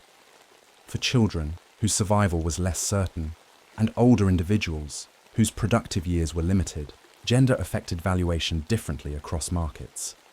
In Scandinavia proper, male thralls often commanded higher prices due to their agricultural labor value, while in Eastern markets, young women typically brought premium prices due to demand. For domestic and sexual services, skills significantly impacted a thrall's market value. Historical sources mention skill-based price differentials for thralls with training in metalworking, specialized textile production, or languages useful for commerce.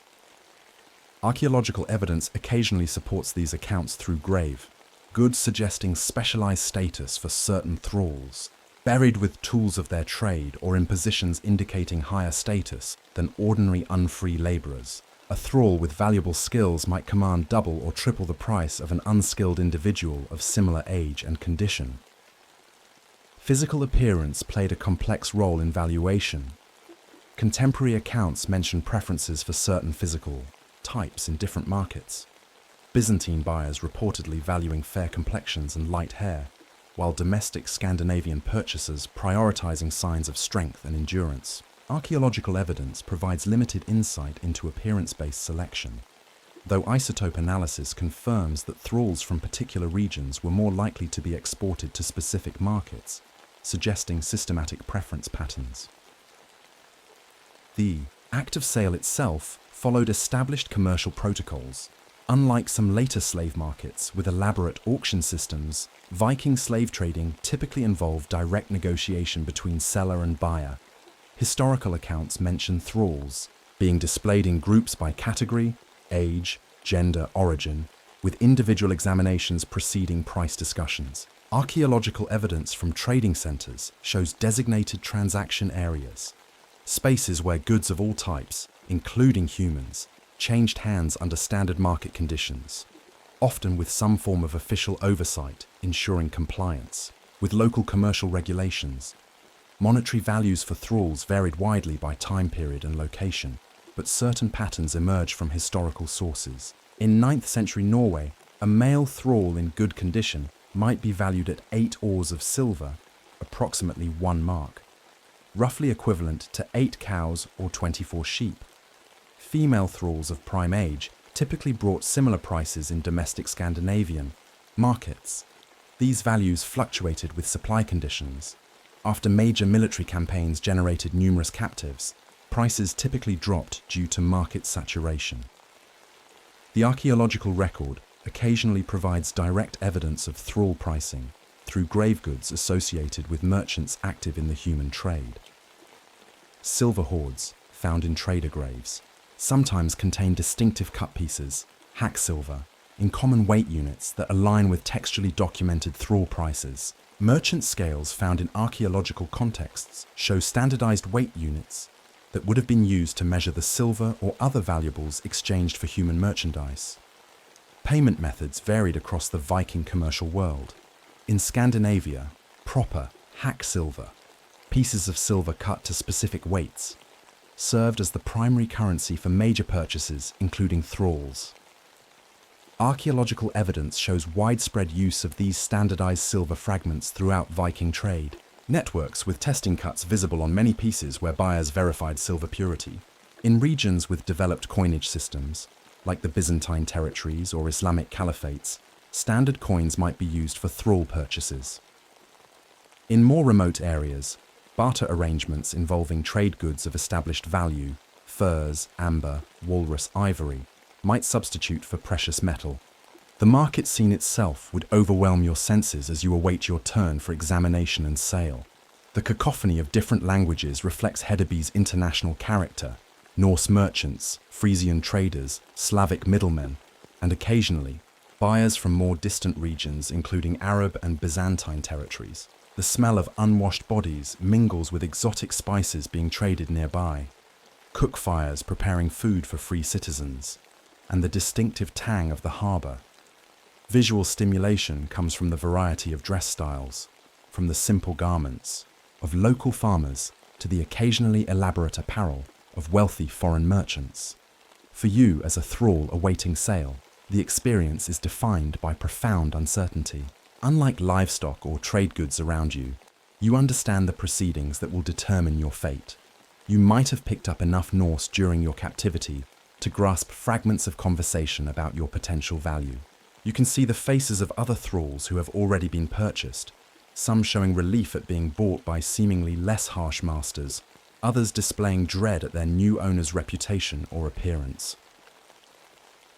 The process moves with businesslike efficiency.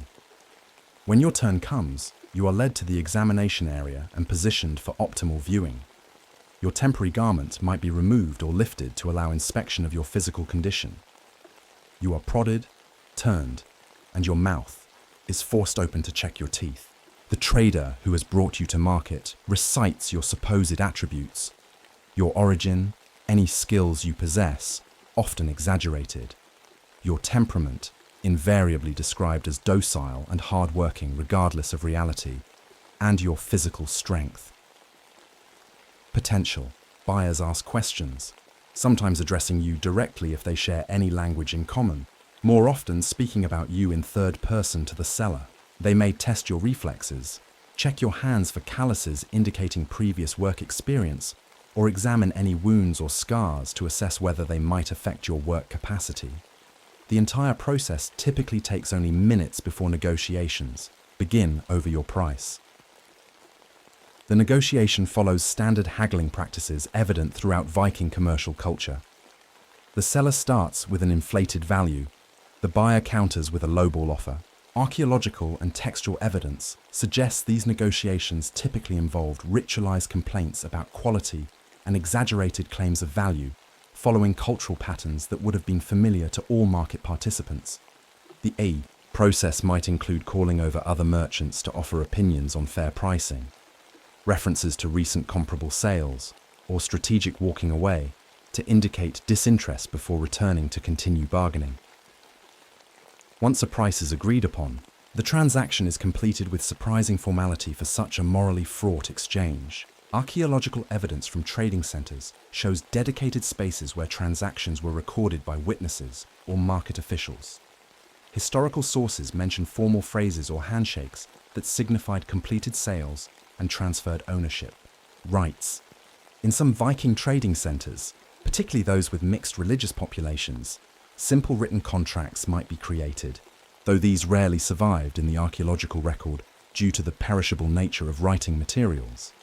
The completion of the sale represents yet another rupture in your existence as a thrall. Ownership transfers immediately, and you are now the property of a new master whose temperament, expectations, and treatment standards are entirely unknown to you. Historical sources indicate that newly purchased thralls often received some form of physical marking indicating new ownership, perhaps a specific hairstyle, clothing indicator, or in some cases more permanent marking like distinctive scarification or tattoos. Archaeological evidence occasionally supports these accounts through thrall remains, showing unusual modification patterns consistent with ownership marking. The destination awaiting newly purchased thralls varied dramatically based on both the type of buyer and the thrall's perceived value. Historical and archaeological evidence suggests at least 5 common outcomes. First, local agricultural buyers purchasing thralls for farm labour, often Scandinavian landowners seeking to increase their productive workforce. Archaeological evidence shows thrall housing structures associated with farming operations throughout Norse territories, with signs of unfree inhabitants, including restraint devices, distinctive minimal possessions of foreign origin, and sometimes skeletal evidence of stress markers consistent with hard physical labour. Second, urban household buyers seeking domestic servants, wealthy merchants or nobles requiring household staff for their compounds in trading centres. Archaeological evidence from urban contexts sometimes reveals servant quarters within larger household compounds, with material signs distinguishing unfree from free household members. Third, craft specialists purchasing thralls as workshop assistants, or apprentices, metal workers, shipbuilders, or other skilled craftspeople acquiring help for their operations. Archaeological evidence occasionally shows thrall quarters adjacent to workshop areas, with some unfree individuals eventually developing skills reflected in their burial treatments. Fourth, export traders purchasing thralls specifically for resale in distant markets, particularly the eastern trade routes leading to the Volga Bulgars, Khazars, Byzantine territories, and Islamic caliphates. Archaeological evidence along these routes shows way stations with temporary holding facilities for human cargo, while historical sources document the significant profit potential in moving thralls from capture regions to high-value distant markets. Fifth, religious institutions sometimes purchased thralls for labour on church or temple properties. As Christianity spread through the Viking world, monasteries and churches became significant thrall owners. Archaeological evidence from early Christian sites in Scandinavia occasionally reveals quarters for unfree labourers working church lands. The export trade deserves particular attention as it moved significant numbers of captives extraordinary distances. Archaeological and textual evidence outlines several major slave trading routes. The western route carrying Celtic captives through Dublin to markets in continental Europe and the Mediterranean. The eastern route moving Slavic and Baltic captives down Russian river systems to Black Sea and Caspian Sea markets, and the central route transferring thralls through Hedeby and similar trading centres to destinations throughout the Viking commercial network. As you leave the market with your new owner, what future awaits? For domestic thralls remaining in Scandinavia, the pattern typically involved integration into existing unfree labour systems on farms or in households. Archaeological evidence shows that newly purchased thralls often occupied the lowest positions in thrall hierarchies initially, assigned the most demanding tasks and least desirable accommodations until they proved their value or reliability. For export thralls, the journey was just beginning. Historical sources describe thrall caravans moving along established trade routes, particularly the eastern paths through Russia to the Volga-Bulgar territories and beyond. Archaeological evidence along these routes confirms the movement of Nordic goods alongside human cargo, with occasional finds suggesting thrall presence, restraint devices at way stations, simple personal items of Western origin abandoned at eastern sites, and settlement pattern evidence consistent with slaving operations. The fate of export thralls largely vanishes from the archaeological record once they left Scandinavian territories, though historical sources provide glimpses of their experiences. Byzantine and Islamic texts mention Rus, Nordic traders, arriving with fair-haired slaves for sale in markets from Constantinople to Baghdad. These captives, many originating in Celtic or Slavic territories before passing through Viking hands, might be purchased for domestic service, agricultural labor, or military training as slave soldiers in Eastern territories. The market value of exported thralls typically increased with distance from capture regions, a pattern confirmed by both archaeological evidence of trader wealth and historical price references. A thrall worth 1 mark of silver in Norway might bring 3 times that amount in Constantinople or Baghdad. This price gradient explains the economic logic of the long-distance slave trade, despite the risks of thrall mortality during extended journeys and the costs of transport and feeding. For you, our hypothetical Irish captive now sold at Hedeby, the market experience represents another trauma in a series of identity-shattering transitions. The dehumanizing examination, the haggling over your worth as if you were an inanimate object, the transfer to yet another owner who views you primarily as an investment. These experiences reinforce your status transformation from person to property. Yet even within this profoundly oppressive system, human adaptation occurs.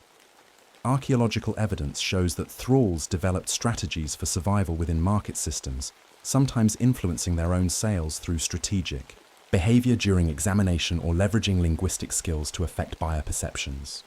As you leave the market with your new owner, uncertain of your destination or future treatment, one reality remains clear. In Viking society, your value is now explicitly quantified, your worth expressed in silver weight, your humanity secondary to your utility. This commercial reality, the price-based valuation of human beings, underlies the entire institution of thraldom and shapes every aspect of unfree experience in the Viking Age. The sun sets over Hedeby harbour as you depart. One more transaction, completed in a market system that will continue processing human merchandise until economic, religious, and social changes eventually render it obsolete. But for now, in this moment of the early 10th century, the thrall markets remain central to Viking commerce, and you remain merchandise, your value determined by factors entirely beyond your control, your future dependent on the economic calculations of those who now own your labor, your body, and your time. As your new owner leads you away from the bustling market at Hedeby, your status as a commodity with a specific monetary value has been firmly established. But the economic dimensions of thraldom extended far beyond the initial purchase price. To understand the true commercial reality of unfree people in Viking society, we must examine the ongoing economic calculations that shaped thrall management throughout their captive lives. The purchase of a thrall represented a significant capital investment for most buyers.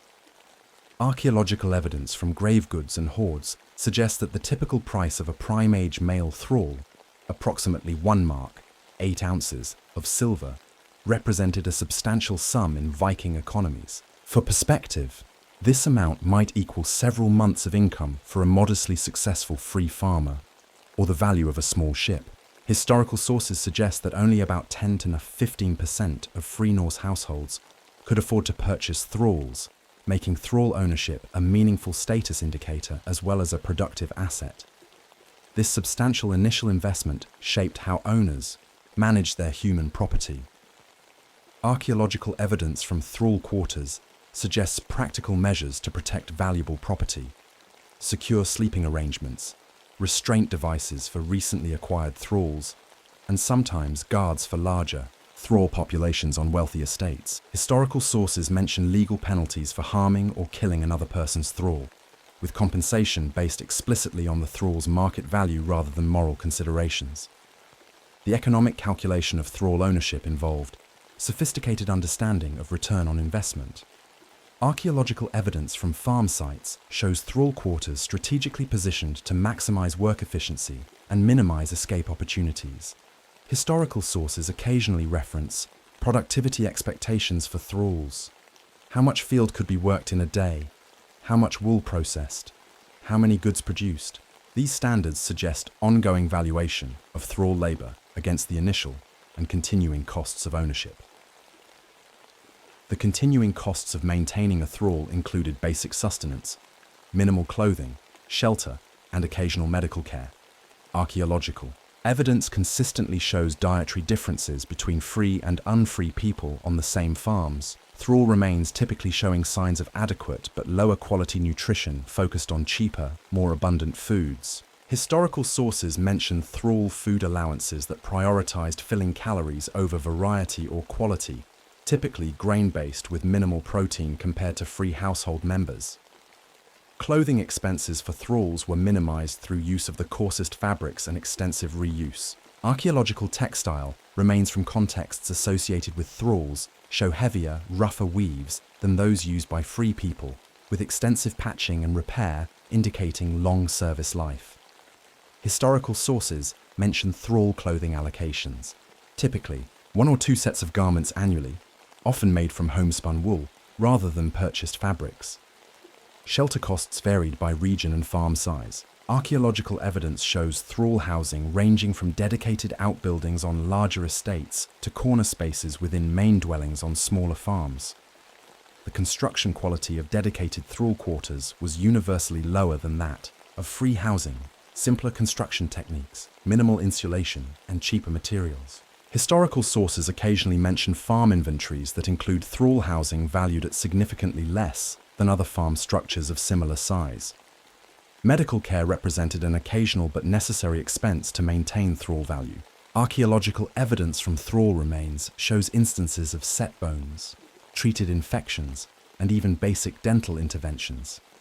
These treatments appear motivated by pragmatic value preservation rather than compassion. Maintaining the thralls' work capacity justified the minimal investment in basic healthcare. Historical sources mention herb women or healers, sometimes treating valuable thralls, with treatment decisions explicitly based on the thrall's productive value versus treatment cost. The calculation of return on investment continued throughout a thrall's productive life. Archaeological evidence from farm sites shows specialized activity areas where thralls performed dedicated tasks. Specific crafting locations, processing areas for farm products, or spaces for textile production. The organization of these spaces suggests efficiency calculations designed to maximize output from unfree labor. Historical sources occasionally mention production quotas for thralls, specific amounts of grain to be ground, wool to be spun, or acres to be worked, providing insight into how owners quantified the value derived from their human property. For female thralls, reproductive capacity represented an additional value calculation in their owner's economic planning.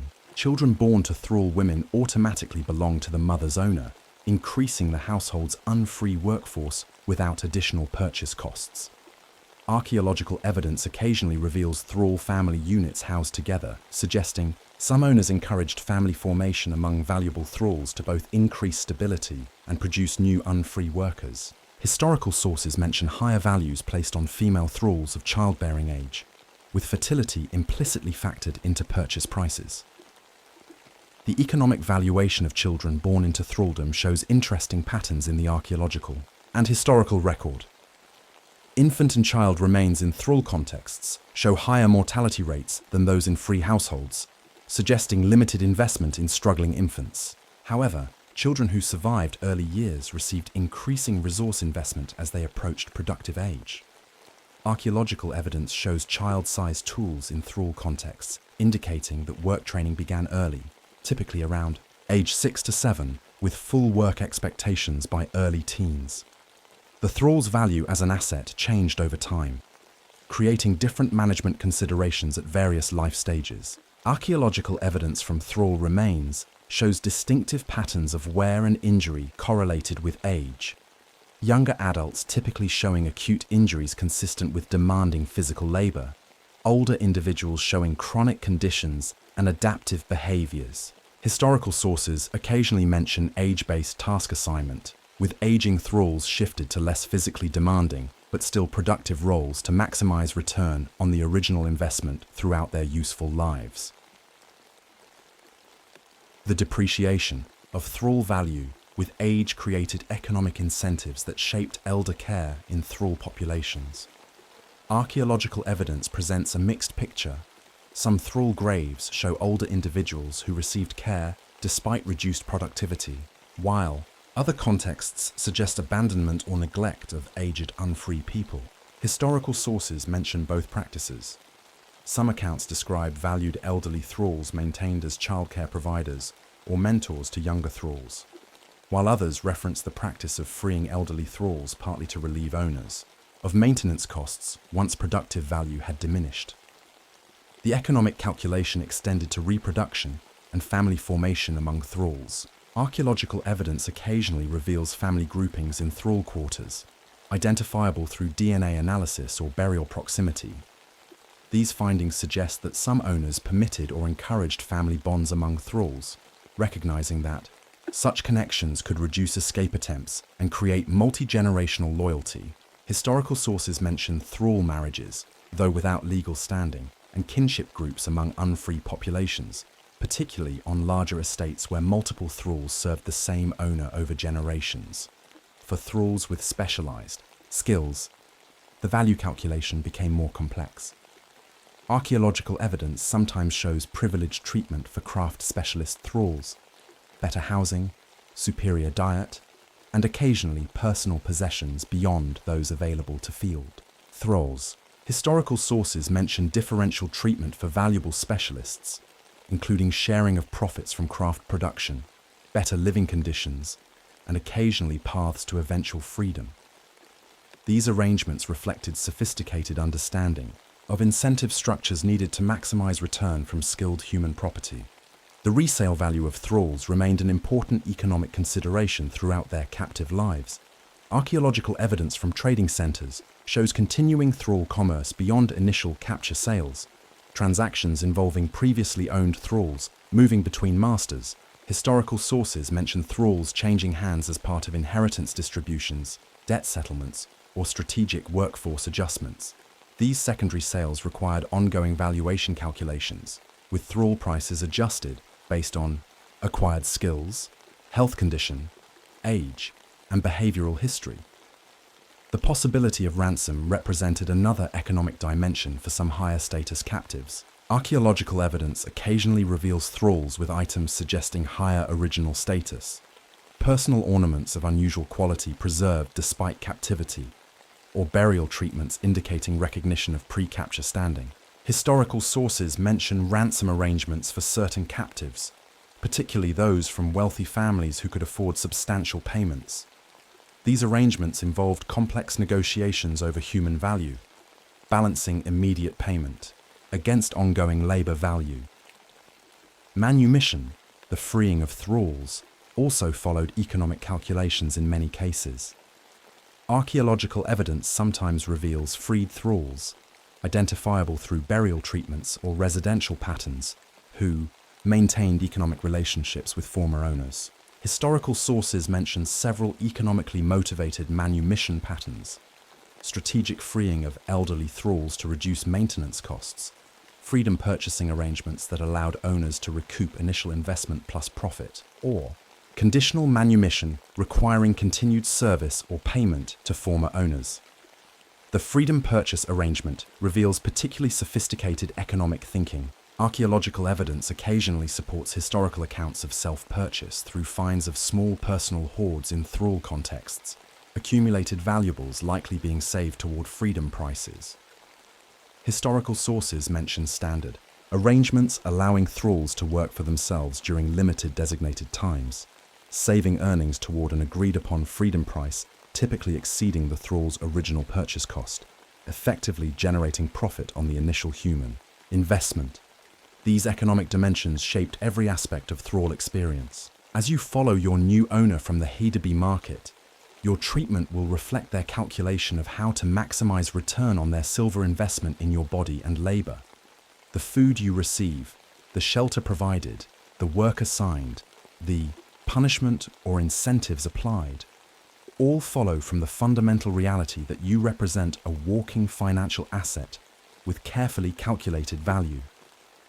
For owners of modest means, free farmers who saved for years to purchase a single thrall, the economic pressures might result in relatively close working relationships. Archaeological evidence from smaller farms sometimes shows thrall quarters integrated within main dwellings, and evidence of shared meals, suggesting daily proximity between owner and human property. Historical sources occasionally mention thralls, on small farms working alongside their owners, sharing tasks, if not status, with economic necessity creating practical cooperation despite hierarchical social distinction. For wealthy purchasers owning multiple thralls, management typically followed more impersonal economic models. Archaeological evidence from larger estates shows specialized thrall facilities, dedicated housing structures, work areas segregated by task, and sometimes oversight buildings positioned for surveillance. Historical sources mention thrall managers on larger properties, individuals responsible for maximizing productivity from unfree workers through assignment, supervision, and discipline, creating an early form of middle management between owners and their human property. The economic considerations extended to thrall behavior management. Archaeological evidence occasionally reveals punishment devices, restraints, confinement structures, or implements of correction, suggesting systematic approaches to protecting human investments through behavioral control.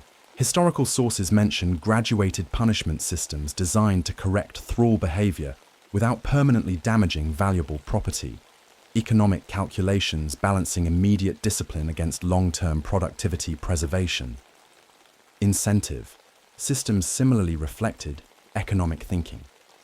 Archaeological evidence sometimes shows small personal possessions in thrall contexts, minor luxuries like simple jewelry, game pieces, or personal tools that likely served as rewards for exceptional service. Historical sources mention performance incentives for thralls, extra food, better clothing, or small privileges granted to those who exceeded production expectations or demonstrated unusual loyalty, creating cost-effective motivation within the unfree population. The economic dimensions of thraldom created regional variations visible in the archaeological record. In areas focused on agricultural production, thrall management typically emphasized field labor efficiency, with housing and facilities designed to support maximum work output during critical farming seasons. In regions centered on craft production or trade, thrall economic organization focused more on specialized skills development, with evidence of apprenticeship arrangements and task-specific training. In coastal areas dependent on fishing and raiding, thrall economics often involved seasonal intensity variations, with archaeological evidence showing periodic reorganization of labor assignments. As you begin work under your new owner, your value calculation continues dynamically. Each task completed successfully increases your assessed worth slightly. Each mistake or resistance reduces it. Archaeological evidence from long-established thrall contexts shows evidence of adaptation to these economic realities.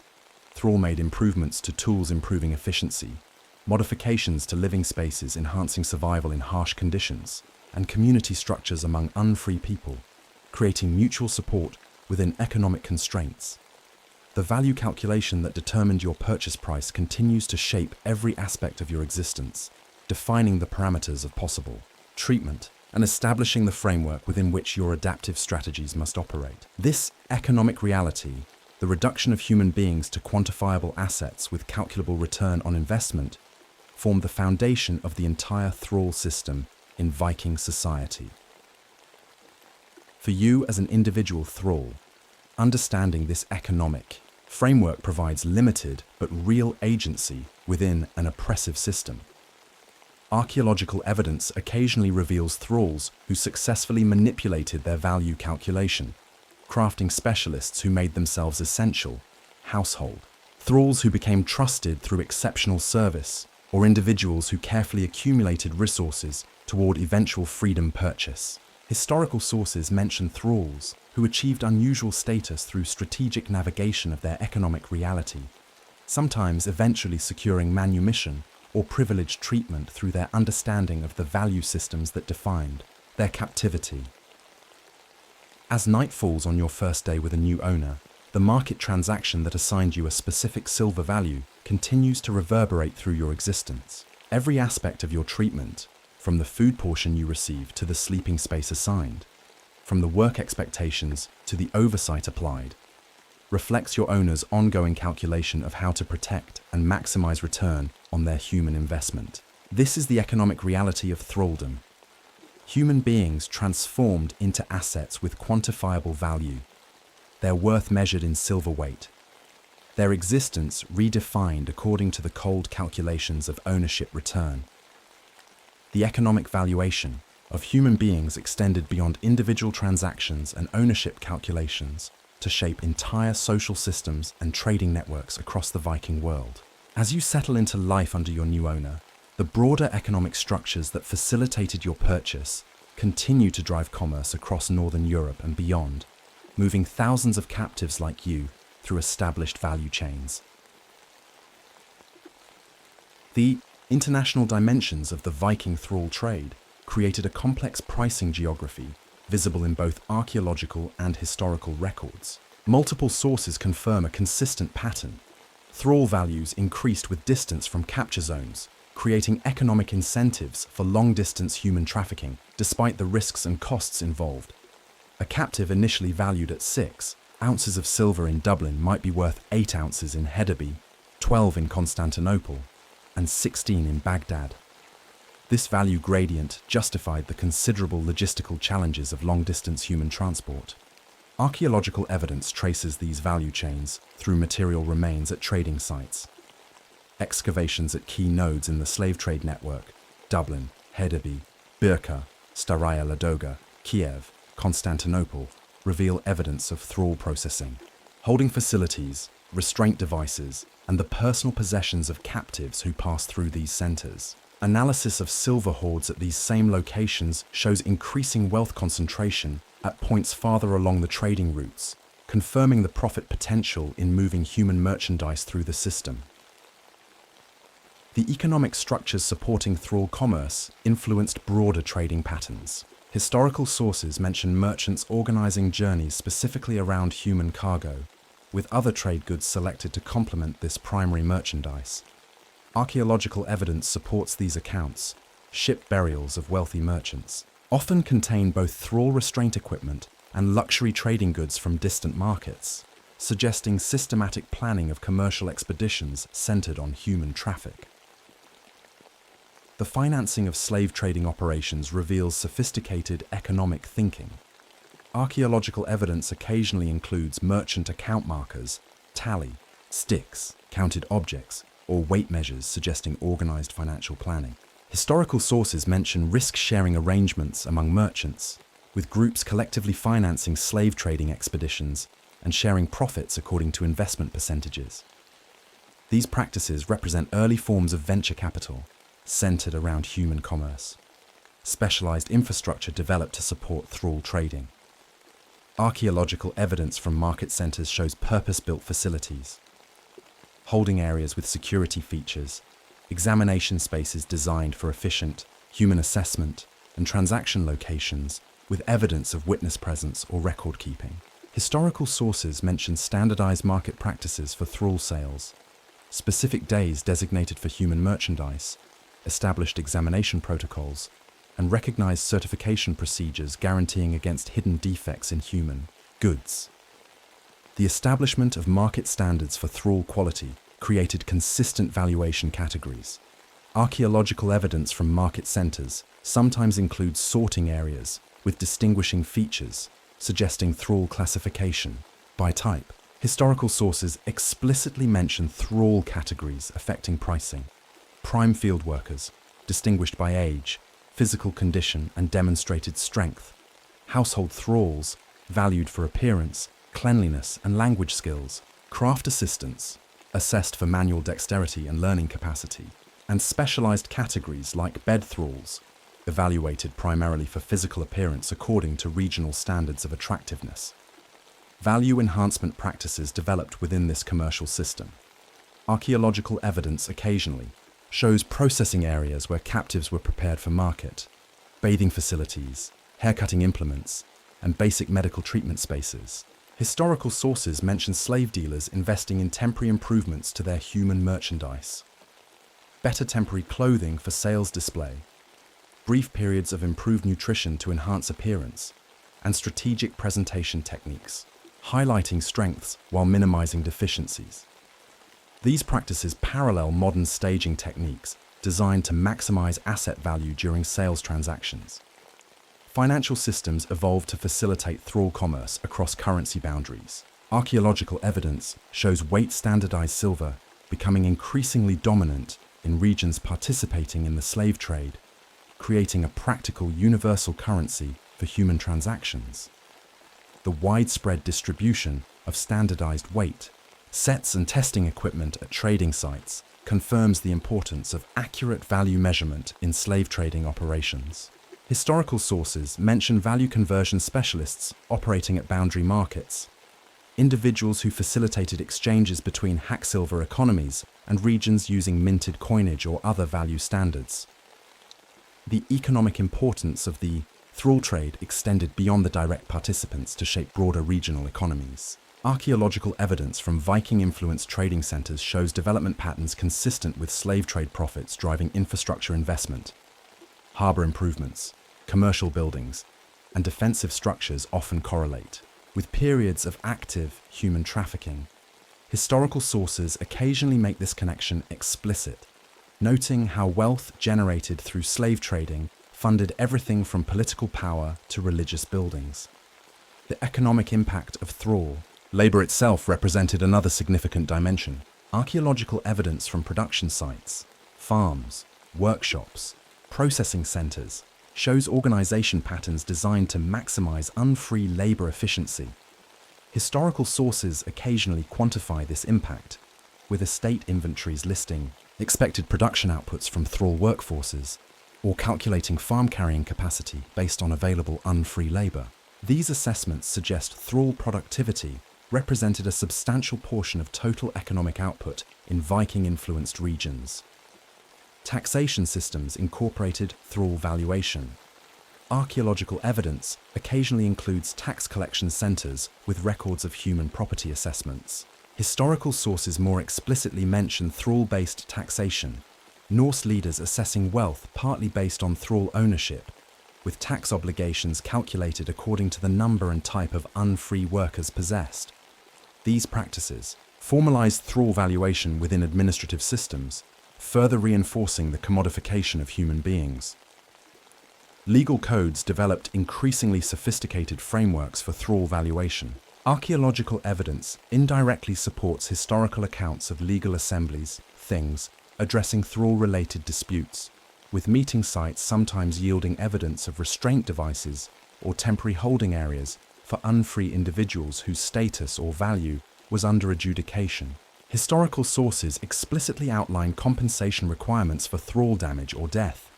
Specific silver values assigned based on the individual's age, gender, skills, and condition, with payments going to owners rather than to the thrall's family. The inheritance system treated thralls as transferable assets. Archaeological evidence occasionally reveals estate boundaries, showing thrall quarters explicitly included within property demarcations. Historical sources mention thrall inheritance patterns. Human property distributed among heirs according to specified portions, sometimes with physical division of thrall family units to satisfy inheritance formulas. These practices treated unfree people as divisible property rather than intact social units, prioritizing asset value over human relationships. Market fluctuations affected thrall values in both local and international contexts. Archaeological evidence shows periodic adjustments in silver weight standards at trading centers, suggesting price adaptations to changing market conditions. Historical sources more directly reference these fluctuations, noting how successful raiding seasons caused temporary price depressions in local markets, while conflicts disrupting trade routes could dramatically increase thrall values in distant markets suddenly cut off from regular supply. Geographic specialization emerged within the thrall trade system. Archaeological evidence shows certain trading centers developing distinctive roles, Dublin specializing in processing and initial distribution of Celtic captives, Hedeby serving as a central redistribution hub, and Bulgar on the Volga functioning as a key transfer point between Norse and Eastern markets. Historical sources mention slave dealers with regional specializations, suggesting the development of expertise in particular human merchandise categories or trading routes.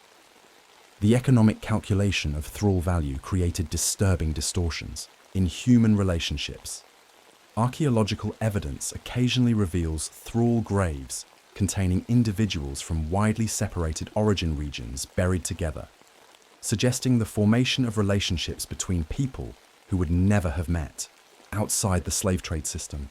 Historical sources mention children born to thrall women of one ethnic background and sold to regions where they would be culturally isolated.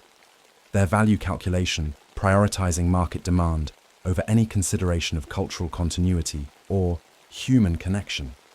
For thralls already established in Norse households, market valuations created ongoing insecurity.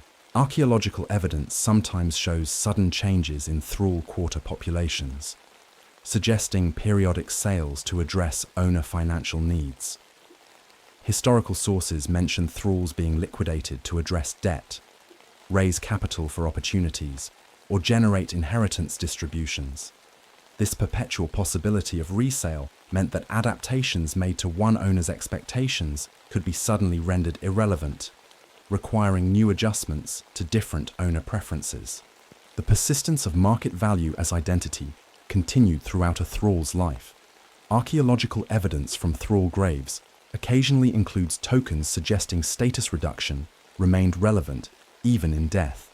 Burial positions, grave good, limitations, or location relative to free community members, all reflecting the economically determined social position.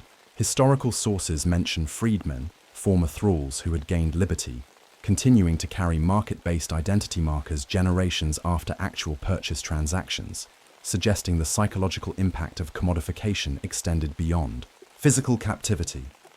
The relationship between thrall value and other forms of worth created complex social negotiations. Archaeological evidence occasionally reveals thralls buried with unexpected indicators of respect, perhaps due to skills, personality, or relationships that transcended pure economic valuation. Historical sources mention exceptional cases where thralls gained influence exceeding their formal value designation through personal qualities, specialized knowledge, or unusual loyalty. These exceptions highlight the tension between human commodification and the inevitable emergence of human connection, even within oppressive systems. For you as an individual thrall, this broader economic context shapes both your daily reality and your long-term prospects. Your market-established value creates baseline expectations for your treatment. Your feeding, housing, and working conditions all calibrated to maintain asset value while maximizing return. Yet within this framework, individual owner psychology and circumstance create variation.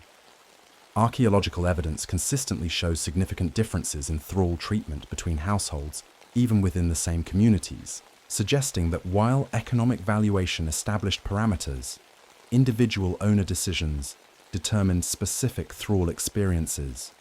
The psychological impact of knowing your precise market value, having witnessed your own sale and heard the silver price considered fair for your life, creates a particular cognitive challenge. Archaeological evidence cannot directly illuminate this interior experience, but occasional finds suggest thrall responses.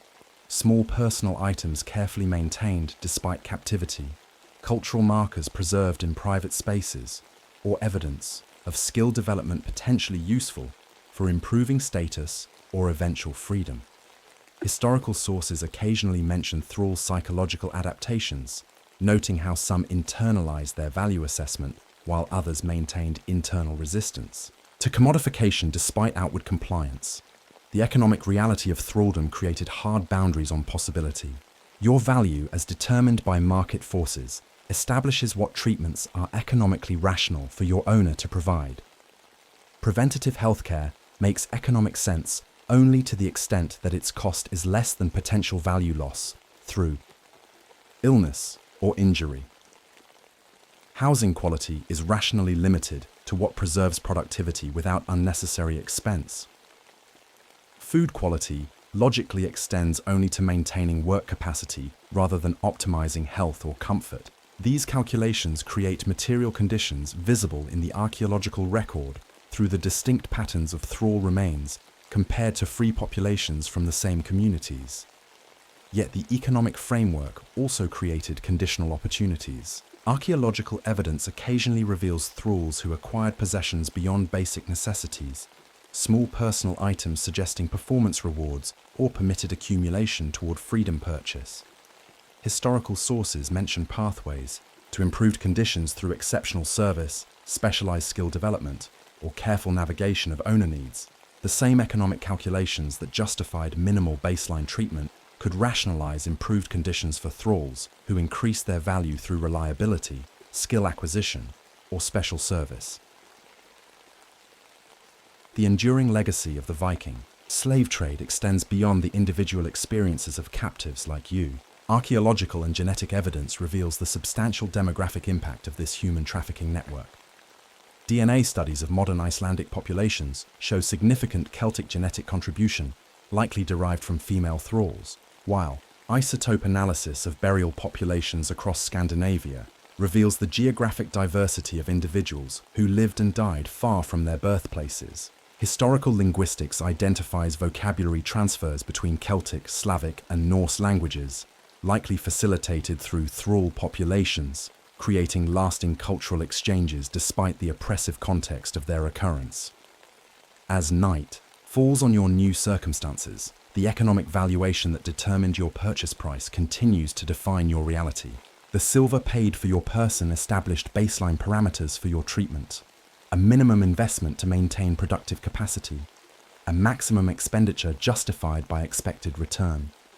Within these boundaries, your specific experience will depend on factors ranging from owner temperament to your own adaptive strategies, from regional economic conditions to individual household circumstances.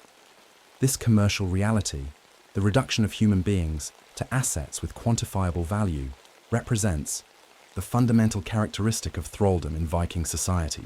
Whether in Dublin or Hedeby, Birka or Baghdad, the thrall's existence was defined first and foremost by market price, with all other aspects of human experience subordinated to this economic framework. Understanding this valuation system reveals not just how individual thralls were treated, but how entire commercial networks developed around the buying and selling of human beings, creating wealth, power, and social structures built upon the commodification of fellow humans. For all its sophistication and economic rationality, this system contained the seeds of its own eventual transformation. As legal codes evolved, religious influences spread, and labor organization changed, the pure economic calculation of human value gradually gave way to more complex considerations. Archaeological evidence shows thrall systems declining across the Viking world during the 11th and 12th centuries, thrall quarters becoming less common in farm contexts, restraint devices disappearing from trading centers, and burial treatments showing less distinct status differentiation. Historical sources confirm this transition, with legal codes increasingly limiting owner rights over human property and religious institutions encouraging manumission. But for you, in the early Viking Age, standing in the marketplace as silver changes hands to purchase your person, these future developments offer little comfort. Your present reality is defined by your market price, 8 ounces of silver deemed fair exchange for ownership of your labor, your body, and your future. This is the fundamental truth of thraldom. Human beings reduced to commodities, their value calculated in precious metal, their worth determined not by personal qualities or inherent dignity, but by the dispassionate assessment of their utility as productive property within an economic system built upon human ownership.